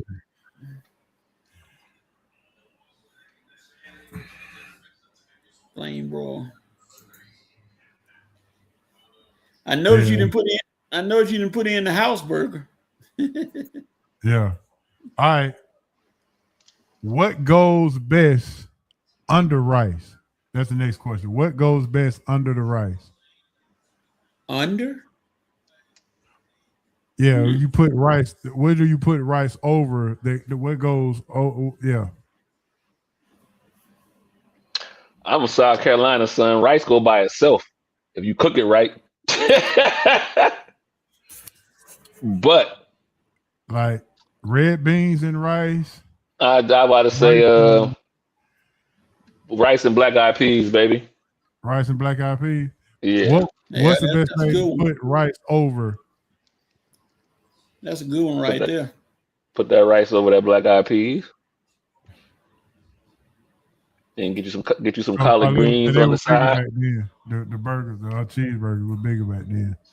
Hey, so I found one of my church members. We were talking. She says she's in South Carolina.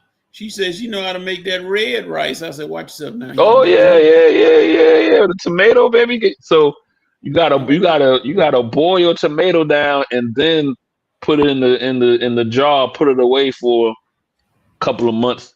Then come back and make it. You shouldn't be making that. Shouldn't be making that red rice with no brand new tomatoes, Coach. Yep. Carletta said rice over beans with gravy. Okay.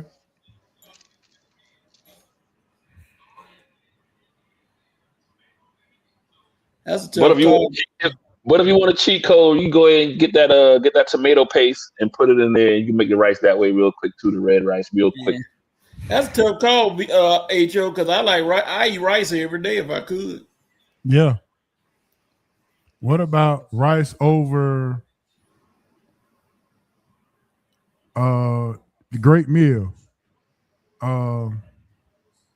Peppers, Italian sausage with Italian sauce.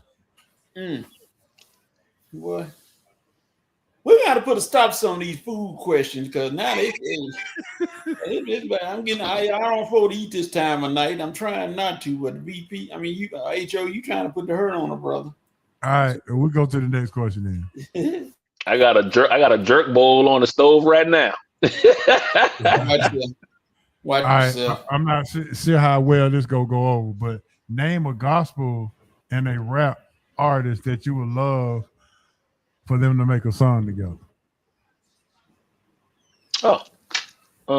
What's the name already on his way? Because D.L. Hughley said, just wait. One of these times, Kirk Franklin gonna cuss in one of his songs. He said, stay tuned. Y'all, Kirk gonna cuss in one of his songs. So he wanted the obvious people to do something with a rapper. He said, Kirk we did one with Glorilla, but I don't think that counts. He said, Kirk gonna say, put your blank hands in there. He was like, oh, my bad. He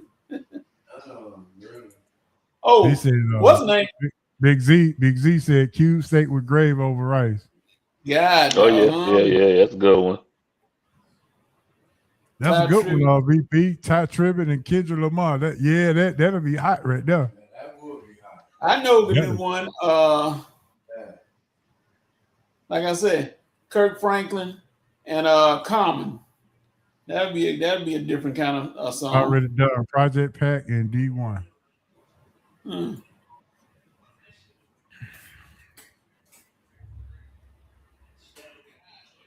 Oh Lord. The VP said, I just finished some quinoa. What you trying to? Yeah, I saw that.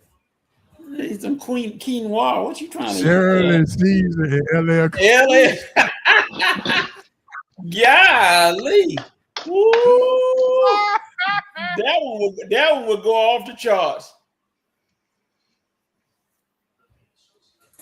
Yeah, Carletta say no mixer for her.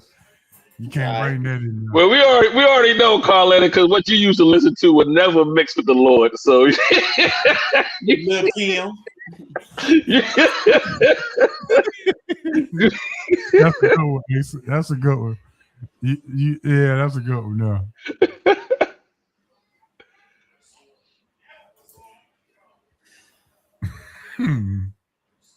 Hey, so VP, no lie, I was looking at I kind of consider Kindred the Family Soul as a gospel group. I know they're more contemporary, but I kind of consider them in that realm. And I was thinking them with J. Cole. So me and you on the same page, partner. I like that one. There you go. What about BB Winans and MC Light? Okay. All right, Cole. Look at you. I hear you. I hear what you're saying. But we're finna I wrote the Winans down too. Yeah, we're gonna move on to the next question. Which one do you prefer? Looking good or feeling good? Feeling good. If I feel good, I'm gonna look good. Okay. My face is made for radio. Join the club. Look what VP said. See, there you go. Feeling good. Feeling good is the same. Coach, you feel good or look good? Feel good. That means you can get out and do anything. You ain't worried about what nobody say. They said they go hand in hand, so I can go with that. Okay. All right, here's the money question. Everybody be tuned in for this money question. All right, here we go. $5 million right now. All you gotta do is just show up.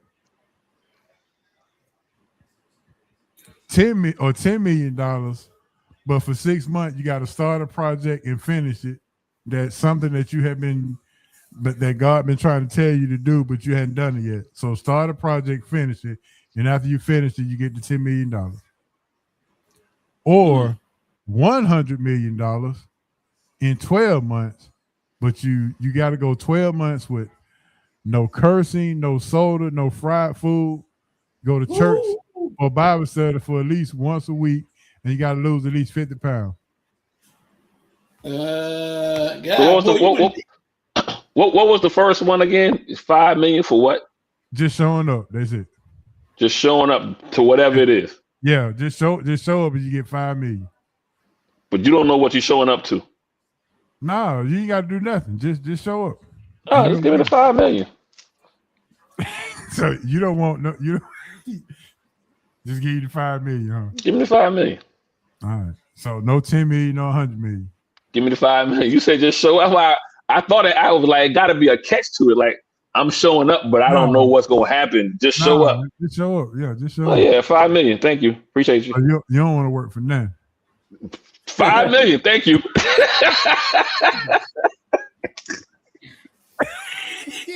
Listen, you mean to tell me you wouldn't sacrifice 12 months? $5 million. Thank you. You going for the 100 million. That's a hell of a deal. There you go. Hey, listen, we all imperfect. So when you started listening to all that other stuff, I'm imperfect. No, I'm gonna fall short somewhere. It'll be every day somebody around you be eating some Popeyes or KFC. Be like, yeah, this good. Just listen. Give me the $5 million. Thank you. Coach, what you got? I was gonna try that 100, but you said, what did you say? No fried food. I don't curse. A whole lot of stuff that you gonna fall short of because you a human. No fried food. No cursing. Gotta go to Bible study, church, whatever it is, every day. You got to go to Bible study or church once a week, and you got to lose 50 pounds. All those things are doable, right? All those things are doable, but you're going to fall short. The fried food would get me. Not if you stay disciplined. Even when you this the most disciplined people got a cheat day.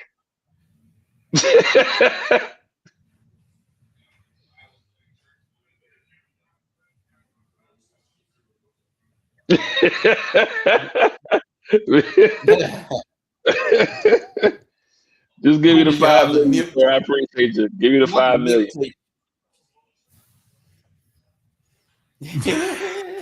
I pray for Ace every week while he's running those marathons in 100 yards. They say no cursing got him. Yeah. So he'll be out the running, he said.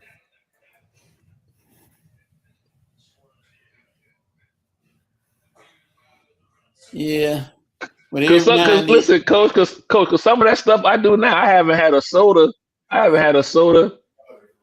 in probably 2 months.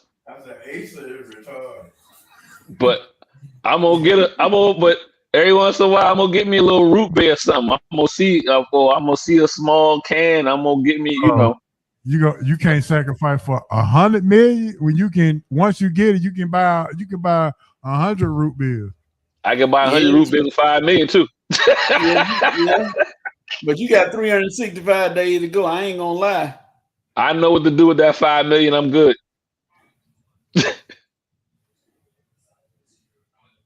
I'll take your 5 million and I put 2.5 on anybody that take the 100 million that they fail. Look what Dad said. Hold on, let me go through the list. On day 366, I'm everybody get it. Oh Lord. All right, let me see what Dad said. I don't know. Can I get a pass for cursing while what?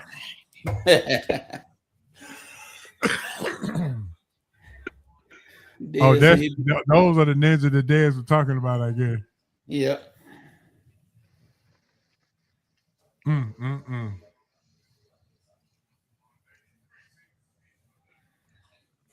right, boy, y'all out of time. All right, fun back. The last question, Coach, this for you. Spell, you and Carletta and Asa. Spell scissors. Scissors. SCISSORS. There you go. Yep. Scissors. I was about to add another C in there, so I definitely would have been wrong. Scissors. Old Bertha. There you go. All right, this is the last thing. I found this. I learned this the other day. There's only 3 words in the U.S. language that starts with DW. Can you name the 3? Dwelling. 3 words in the U.S. language that start with the letter D as in David and W as in William. One is dwelling, or you dwell, right? Okay, that's one. Dwell.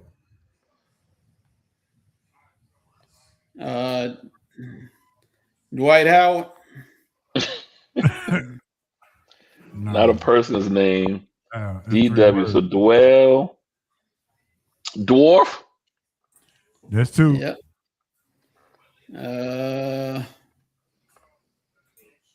Dweeb. No. Dwelling, dwarf, and there you go, Dad. There you go. Oh, dwindle. Okay. Yeah. Dwindle. Well, I got 2 out of the 3. Dwindle, dwarf, and dwell. Yes. But dweeb is I guess they don't like dweeb. Hey, you dweeb. Probably a derogatory word that got made up. But yeah, dwindle. I wouldn't have guessed dwindle. VP said I'm stumped on the last one. Dwindle. So we work as a team around here. SRT, yeah, we go. Yeah. And we work as a team. So there it is. Absolutely. I almost stumped y'all, huh? Yeah. All right, with that being said, man, I got to give a shout out to Bo Bell for coming through. You know, he had called me when he saw one of my flyers. He said, man, I don't know who be making them flyers for you, but boy, they are fire. I said, you must want me to make you one. I said, if I make you one, you got to come on the show. He said, lock me in for next week. I said, lock me in and we can have a flyer for you. So there you go. So shout out to my flyer team. What up, flyer team? Yeah, we got a flyer team now, man. Just doing all good things and big things. Shout out to you two guys for always stepping up and stepping in and representing the SRT. Shout out to the SRT family. Shout out to VP Dez. Carletta, welcome back. Thanks for not falling asleep. Thanks for coffee. Carletta, I hope you enjoyed my story Monday night. Yes. Yeah. And shout out to everybody continue to support Sports Roundtable. 31,000 downloads in 30 days. You cannot beat that with a stick. Even if you don't see us live, we all over the international world. Maybe we'll get a whole lot of more downloads since Bo Bell was on here and since that feet work was working. International talk. Yeah. So that's what I got to shout out. All right, give me a shout out, Ace. Hey, always one time to you, HO, one time to you, Coach. Always have a good time when I'm on the show. SRT family, always have a good time interacting. Let's go Hawks.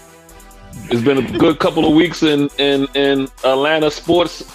Braves are winning in the bottom of the ninth. They're going about to shut out, take care of the Nationals and win the night. Catch me and my partner Don each and every Monday, 7 to 9. Just go to DNA Sports Talk on all social media, and you'll see the link. All right, Coach, what you got? A shout out to the two guys here, H.O. and I'm sorry, Horace and Asa. Shout out to Desavian. Shout out to Large Z. Shout out to Vincent. Shout out to Vociferous Bell, who dropped the knowledge.